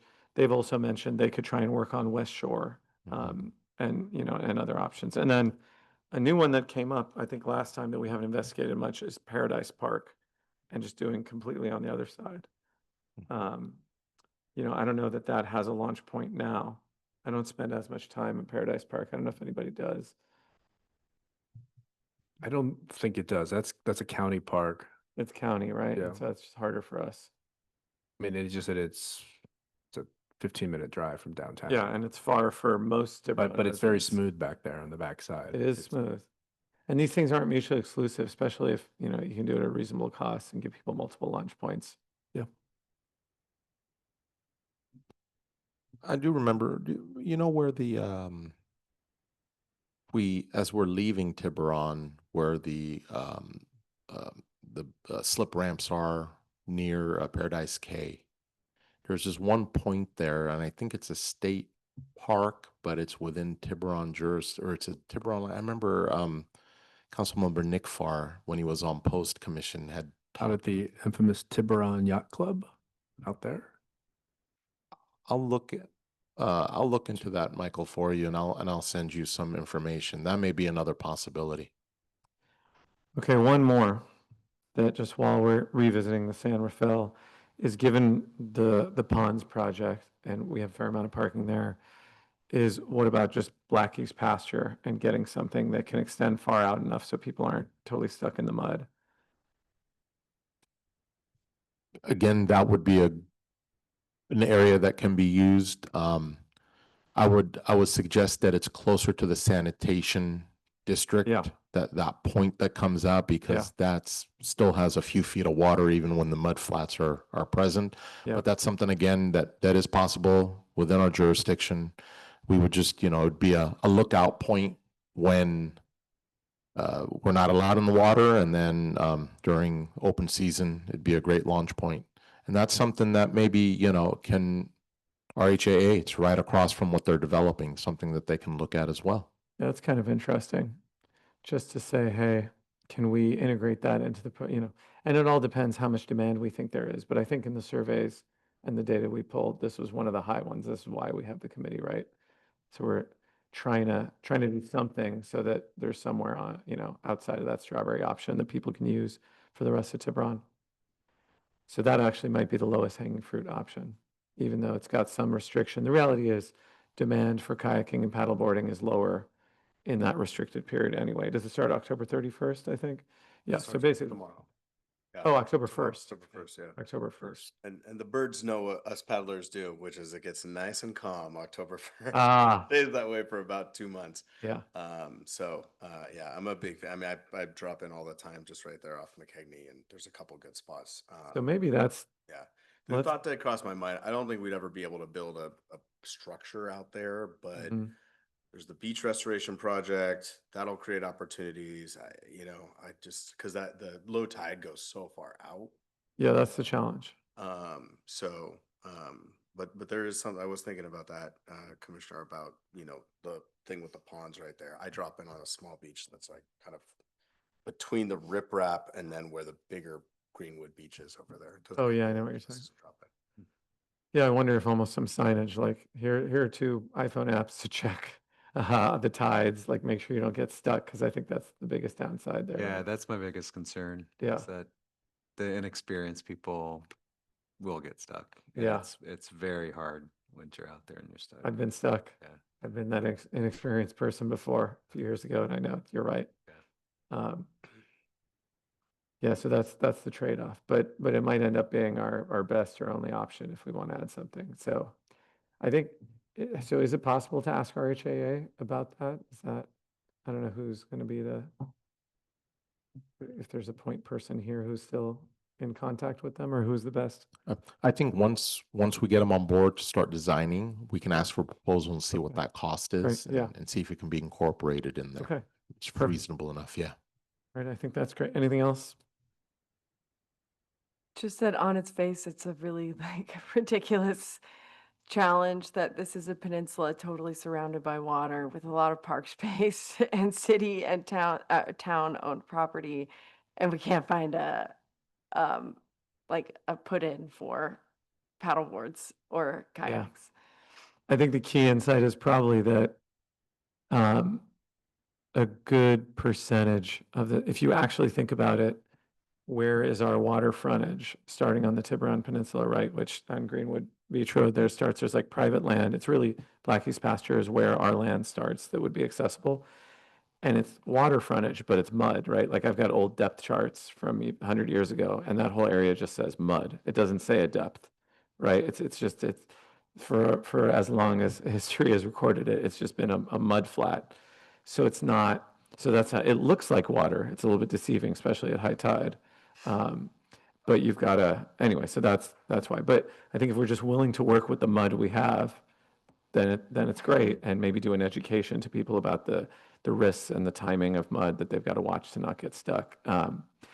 After the mud, it's pretty much all Belvedere, and then that Point Tiburon community that has a deeded restriction, and then it's county around the corner, right? Like there's not actually deep water frontage that Tiburon has. It's a little so that's maybe the Yeah. response if members of the public, share that frustration. Even as a Parks Commissioner, it took me a while to kind of get that realization, but I think that's kind of where we're at, and that's why we're in that situation. I'm curious, actually, if someone does get stuck out there, how do they get rescued? Like if they can't physically make it back? Because my understanding is if it's like exhausting to go through that mud and Quicksand, yeah. like when we were So kids. some people movies. just may not be able to do it. So how do you get rescued? Just curious. I mean, the good news, you wouldn't get, who's been stuck the furthest out? I don't think you get stuck more than like 30 feet out or 40 feet out. It's not like you're going to get stuck 200 feet out. How far out? I've never gotten stuck out there, but you can see I've seen people stuck at least that far out. 100 or 200 Yeah, feet? like I can't sit and watch these guys. Probably should have tried to help at some point in time, but I don't You're a know. I Parks never tried to Commissioner. walk it. I mean, I think you can walk out. It's just nasty. It probably goes up to like 6-8 inches or something like that. Yeah, so that's the thing. I think you can physically Okay. do it. I've been, as it gets closer up to like my knees, Okay. and it is kind of like if you're willing to abandon your water vessel and just walk, right, and not try and take that with you, Right. then you'll get out Okay. in a matter of like 20 or 30 minutes. So Seems like we should it's just, kind of gross, but Sort of not. maybe that's not the best idea, but maybe it would be worth it to just explore the tougher option of partnering with Belvedere and, Totally, we should do I that. mean, maybe it's tougher just because it would take longer and it Yeah. involves more steps, but that feels like a good option. The more logistically challenging and calendar time consuming. So it might take longer. It's not low hanging fruit, but we should totally pursue it. And just a question, when Corinthian says they don't want to lose parking spots, my understanding is that there was access from the old sushi restaurant that you didn't have Yeah, to necessarily go from through Corinthian. Olivia Decker's property. Yeah, so why? We arrived at no, and that's where Town Manager Chanis is helpful, or maybe if you've got it clear in your head, but there was some reason that we're like, actually, you need to work with Corinthian.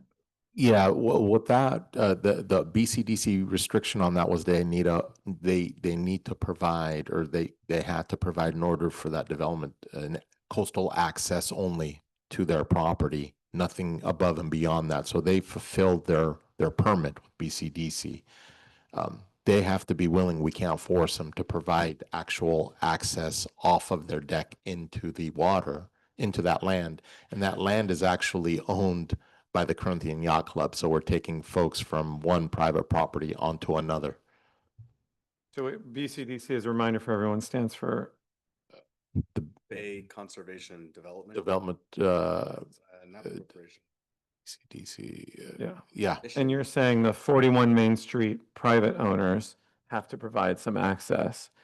So my question is, so Corinthian owns that part, but then you don't have to lose parking from there, right? But currently, they would still have to allow the folks to get on to their private. So that's a 41 Main question, not a Corinthian question, to get access from their balcony down over the beach. Yeah, well, so the short answer is I hope there's a solution there, Well- but I think we hit a dead end and I don't. That is a dead end because 41 Main would have to allow and make changes to their access area to get from their property onto the Corinthian Yacht Club's property, which they own the beach below. So, right, so I guess, would they not, if we gave them the money, like, is it a money issue or what's? For Corinthian or for 41 Main? For both, or either? Corinthian, I think it's not a money issue. Okay. Liability, I believe. Yeah, Corinthian is worried about liability, people using it. the parking thing's ultimately an issue because like, how do you get there? But I mean, if you could pay for parking across the Yeah, you pay street for parking across the and street. walk across. And there's that circle where you can drop off your board. Yeah. And then just go park. And if you, Someone, yeah. and so I guess if you had 41 Main, you would need some 41 Main to agree, because they've got like a banister and stuff. If you could get 41 Main to agree to provide some kind of ramp there, that I think where we went originally is you need Corinthian anyway, because then that's their beach. But maybe it's a new pitch to them of just like, can you give us an easement? Right. With no parking impact. Right. And we get 41 Main. And so it might not be a dead end. And then I think the question we've had is, does anyone have a relationship with Olivia Decker? Is she even the decision maker? Is she the owner? We'd have to check on that, yeah. I think I'm not too clear on who can make that decision on that. We assume it's Olivia Decker is the owner, but I don't know if she's just a tenant and there's another owner of 41 Main. I think she owns the restaurant or the former The restaurant. old Tommy, whatever. No, she owns the redevelopment. She owned the building. She owns the There's building. condos upstairs. Oh, it's her. Right. Does anybody know her or have a relationship with her? People do. The No, I town mean, does. on this council. Yeah, I mean, on this commission. Yeah. I mean, I've seen her around town. Okay. Well, it's, But maybe one of the town council members may, or the mayor or someone, I'm sure. And Greg Janis has, I mean, Yeah. sorry, the town has her contact information. yeah. No, just to reach out cold, but it's helpful if somebody, has a relationship already with her. But She could be, I mean, we can reach out to her, but she ultimately has can make the decision to say, no, I'm not allowing anything above and Yeah. beyond what I've already have allowed here as this being a viewpoint that BCDC required us to do. We've made all the improvements and we're abiding by this, and we don't want to go above and beyond that. Again, it'll start creating, insurance issues here, safety issues for them, I mean, they look at the bottom dollar. What's going to happen if someone comes in there and something happens? that'd be the money thing is, could we provide some indemnification Right, exactly. and some payment even? Yeah. And just say, hey, we'd love to. So that's an interesting question. And in the end, I think overall, the town would want to provide access off of their property, maintain ownership. That's the safest and cleanest, I think, route. I think for us, working with City of Belvedere is probably, I see that happening much more quickly than going through the private route.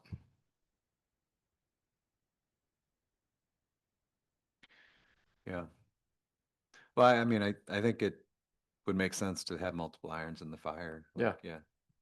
Yeah, absolutely. Just do Sam's, if you, buy dinner at Sam's and you can lunch from there. Can I agree to that? I don't know. All right. Thanks, guys. All right, great. With that, I guess we should open it up to public comment.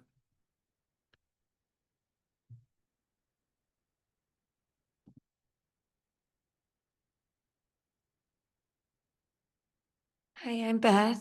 I'm a terrible swimmer, but my husband loves swimming and my kids love swimming and my friends love swimming, and I know it's the #1 request. So thank you for looking into it. Sounds like keeping all the options open is a good thing. I will say I know some of the Belvedere subcommittee and they're great.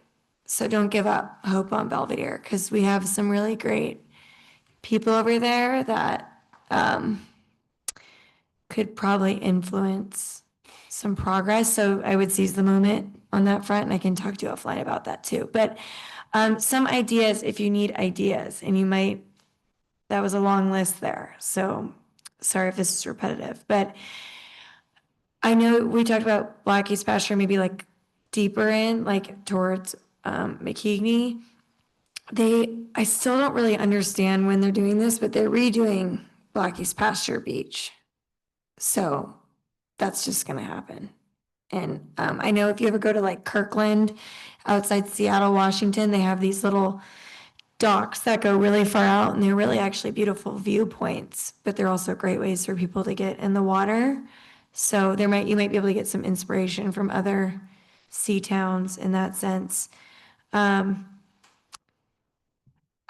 we talk about Bramble Beach? It's that little beach, It's the San Rafael, that one? Yeah. Okay, because that one always, there's no parking, but no parking, except on the shoulder of Tiburon. Yeah, we Boulevard. could park in the shoulder to Brown Boulevard. because that's like pretty chill, like someone like me who's not a strong ocean swimmer, staying in those like calmer areas like there or that Main Street Bridge, like that's something I would do. Whereas someone who's a stronger swimmer, sounds like Timothy and my husband and Chuck, I think do you get out there too? I don't know.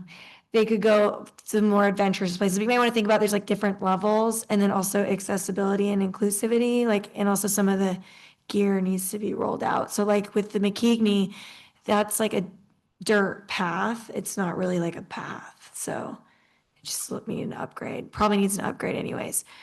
Another couple far out there ideas. Keel Cove. That place is That's- beautiful. Private property. Well, it might be worth a conversation. Yeah. Maybe even if it's like 2 months a year or it's organized, maybe like, when you go to Muir Woods, you have to buy a ticket. Maybe it's only like a certain amount of people during a season. I know where I went to college, UW, they had canoeing and like a little canoeing booth and you had to buy something and sign something and it was like $5. So it could be a revenue stream for the town. And then honestly, at the end of the day, you guys could just buy a house. It's going to be expensive anyways. And there's like a duo. I think you said it was too dangerous, but that thing's just sitting there vacant next to Caprice. Think about it. Parking, got your beach. That beach is great. I've been down there. I'm just saying, if you see any houses, you might just want to buy it at this point. An Thank interesting you. idea. Yeah. There's an empty lot, actually, I think, that comes up. Thank you. Is there an empty lot, like a beach? Yeah, on Paradise, couple, two. Yeah, it's kind of, I think you should add that on the list. get on Zillow here. Yeah. Thank you. Thank Any you, other Elizabeth. public comments? Online. Online, okay, let's go with the online. Kim? Hello. I just wanted to mention I have a stand-up paddleboard / kayak, and I take it out on the bay. I launch right across the street from my house at Blackie's, and even when it's low tide, you can get in where the channel is. It's actually quite deep. So I don't know if it's like signage and education, but you would be surprised at like a super, super low tide, maybe not, but I can get in most of the time in that little channel, and it's pretty fun. So there's maybe some possibilities in that area through education. That's Great. it. And thanks for working on this. It's a great cause.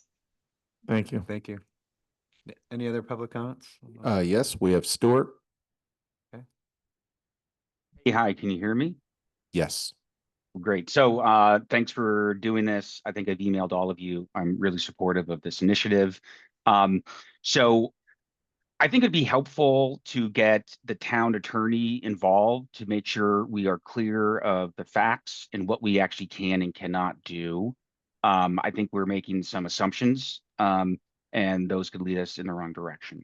So for 41 Main Street, someone should look at the actual permits. I've looked at the permit, but I'm not an attorney, but it has lots of things in it that say things like it should be used for fishing and related purposes, and to talk about future benefit and maximum future benefit.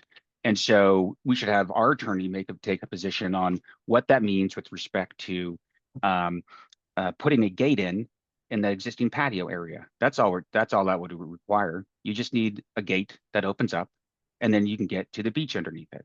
So I would continue to pursue that option. Does not sound, it sounds like there's more to be done there. It doesn't sound dead to me. I'm not clear. I mean, I've heard people say that Corinthian owns the land, that little beach area. I think someone should, I'd love it to be validated that they actually own it and that it's consistent with the current, rules and regulations regarding the high, the median tide or whatever it may be. It also seems strange that they own that piece of land kind of jutting out there.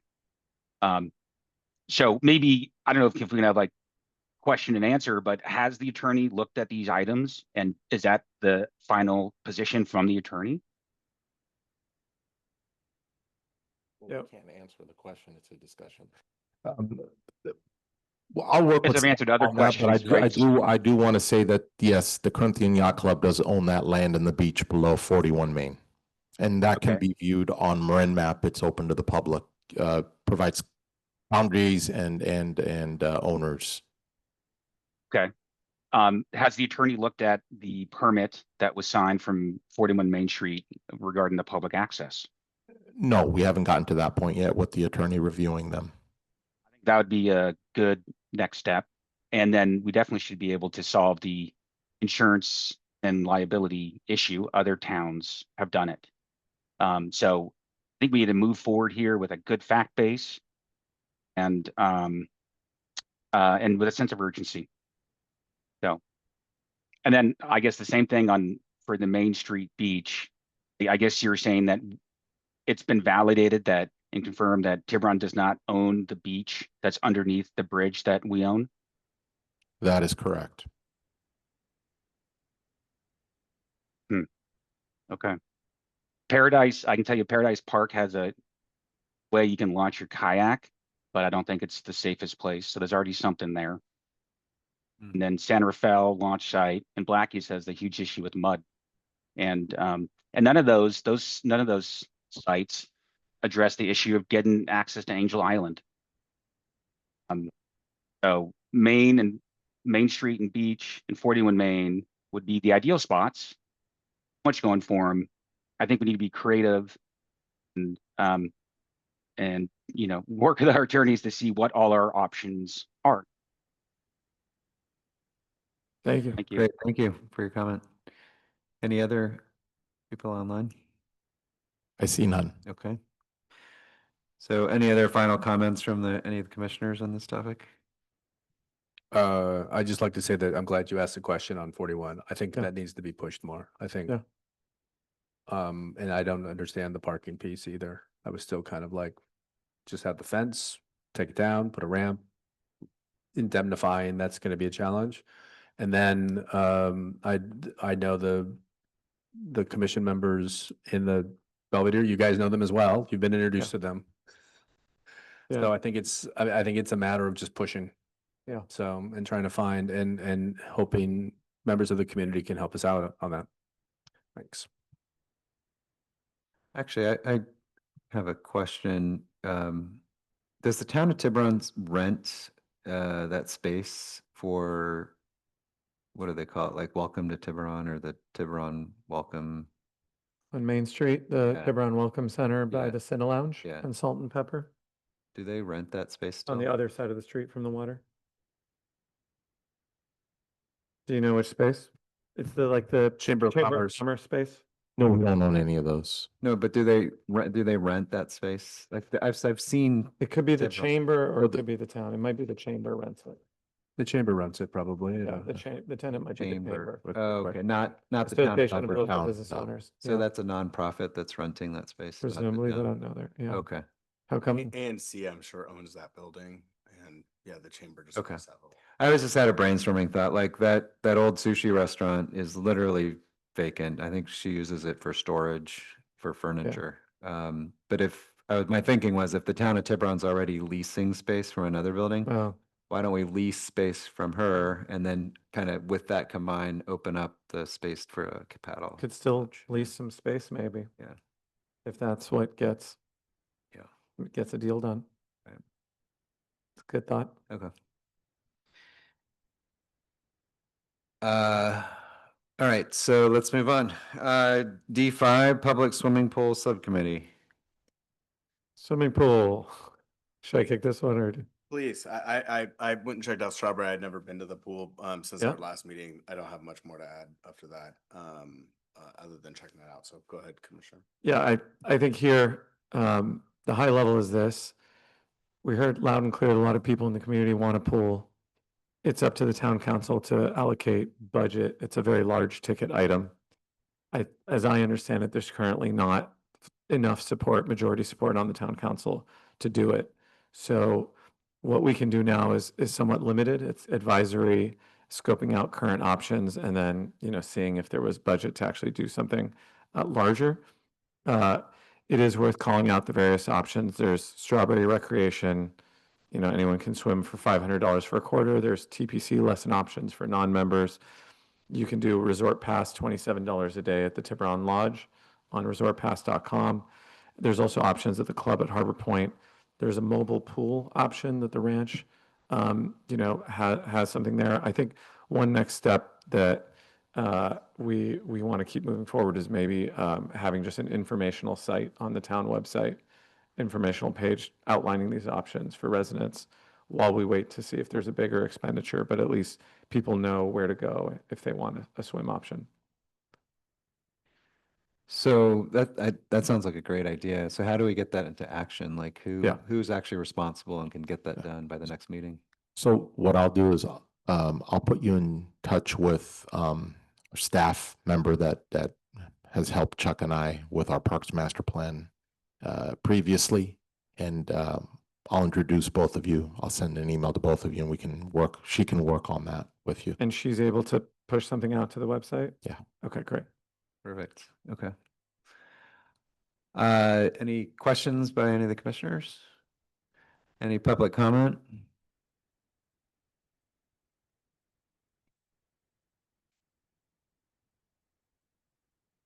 Hopefully my last one. I do think people would find that helpful on the website, at least if they search, they could find it. You kind of have to ask around to know where to go, and then once you figure it out, you just have to go with it. I will say, I don't know if you saw this, I don't know if I emailed you guys, I might have, but Mill Valley Rec really ramped up their prices. And especially with it being the winter, they're the only like indoor warm pool. So if you could just, I think that could be something in addition to the website that you could at least try to talk to them about. They were the only drop-in kind of affordable wing it place. Because Strawberry you have to pay for 3 months. They don't do kid drop-in, they only do adult swim drop-in. So yeah, I just think if Tiburon is gonna have the residents use these, you know, mediocre solutions, at least maybe we can keep pricing down or encourage them to give us a deal. Like the lodge, I've asked them a couple times, can I buy a 10-pack? And I just get kind of like a blank, like, we did that a long time ago and we don't do it again, so. Is it $27 now, or how much is it? You pay per person, so like by adult and by child are different prices, and so once you pay for your whole family, it's a lot. Nice. But supposedly they had a season pass or something, like, you know, I'm just thinking like a family pass, like so you don't have to buy 4 tickets, maybe buy 1 ticket for a family, I don't know. In my sense, at least, is that pool's under capacity, so we can definitely talk to them about if they wanted. Yeah, and it's actually, they do a good job heating it. Yeah. So Yeah, yeah, maybe you great. start there. Thank you. Thank you. Any other public comments? We have online, we have Emily. Okay. Hi, can you hear me okay? Yes. All right, thank you again, or thank you for all of your work on this, everyone. I really do appreciate it, and would just encourage you to keep pushing the public pool option or access options, whether it is something that Tiburon actually builds or something that Tiburon can help invest in improving access to. Because I appreciated, Mike, all the options that you put forth there. I think that some of them are more restrictive than it seems. So I heard you quote $500 for swimming at Strawberry Rec. I think that's the winter quarter fees. The summer ones are significantly higher in my memory. I was just looking online to try and confirm, but I think the prices are higher and they do sell out. I think other options are also limited. And so it would be interesting to see really getting some numbers on how many people who are not members of TPC actually can access swim lessons there. How many of those $27 pool passes at the lodge can be sold? Finding a way that is demand far outstripping supply, and is the price something that, again, for the Mill Valley pools, we're all non-residents, if we're here in Tiburon, and seeing what that looks like in the long run, to be able to make access available for swim lessons. I mean, anecdotally, but in all seriousness, a lot of Tiburon people are actually going into San Francisco for swim lessons for their kids, because that's one of the more accessible options given what we have here. So really appreciate the work that's going into this and would love to see it continue so we can help figure this out for everyone. Thank you. Thank you. Thank you. Any more public comments? I see none. Okay. We go back to comments by the commissioners. Any comments?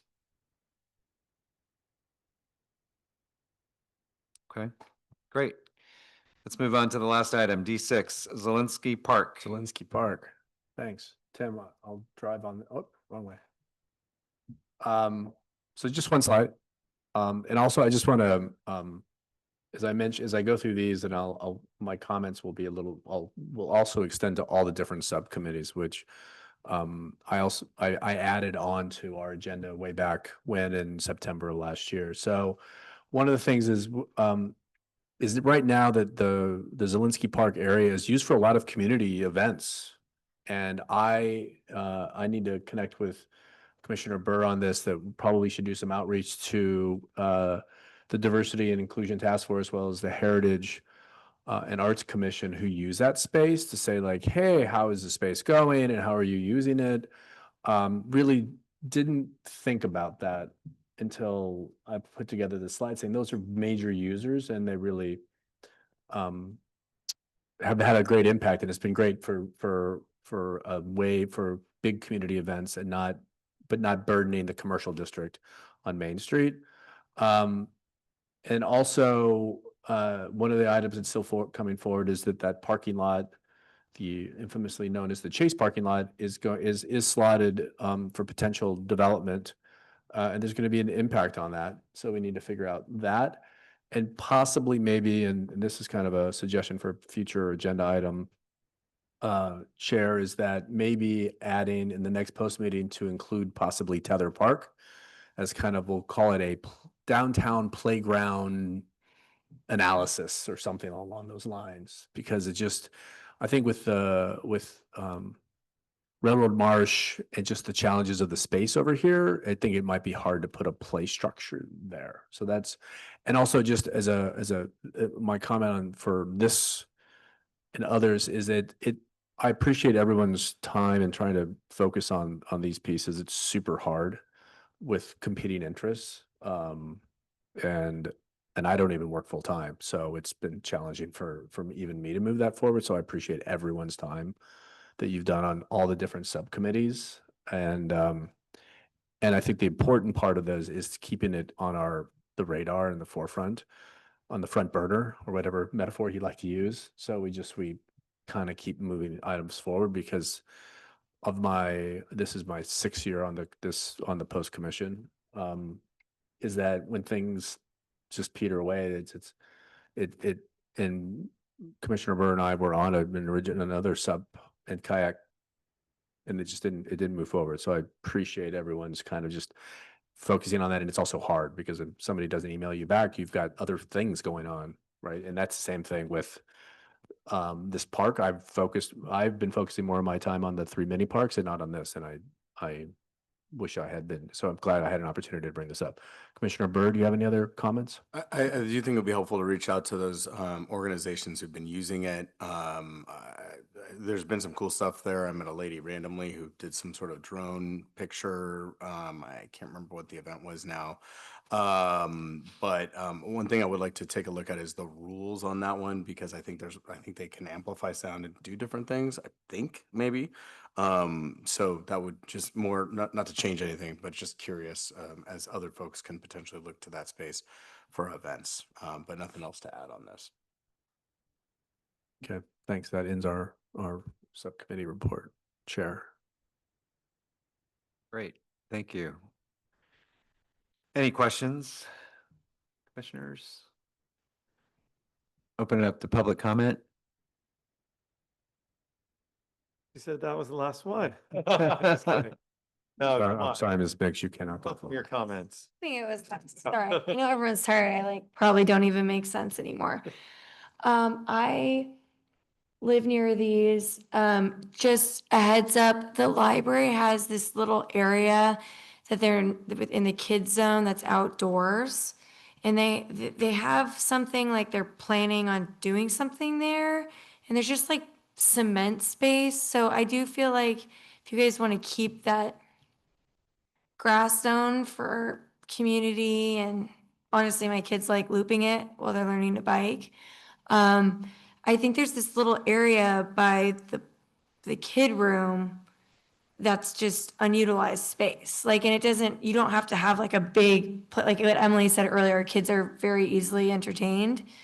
And you might even be able to put it in that zone within the library. It might be a simple win there. I do know the library is having issues with the bathrooms. So you guys might also just need to help them out with that. I don't know how you would, but if you're bringing, maybe open town hall bathroom if we have a park. Okay, I'm not making sense now, but I just wanted to let you know. The other thing with Tether Park is I'm all for it because this coyote that's a wolf has been eating everyone's animals in that park.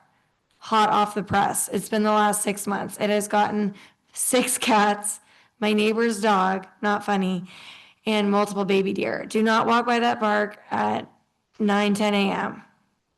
It's like the size of a wolf.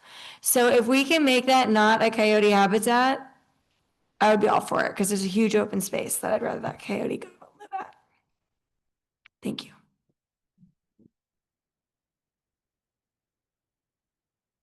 Any other public comment? None online. Okay. Bring it back to any comments from any commissioners. No, I appreciate the feedback from the community on that. Thank you. All right. So with that, I think we are done with our agenda. Thank you all for participating. Thank you, commissioners, for your service. So with that, do we have a motion to adjourn? Oh, all right. Meeting adjourned. Thank you.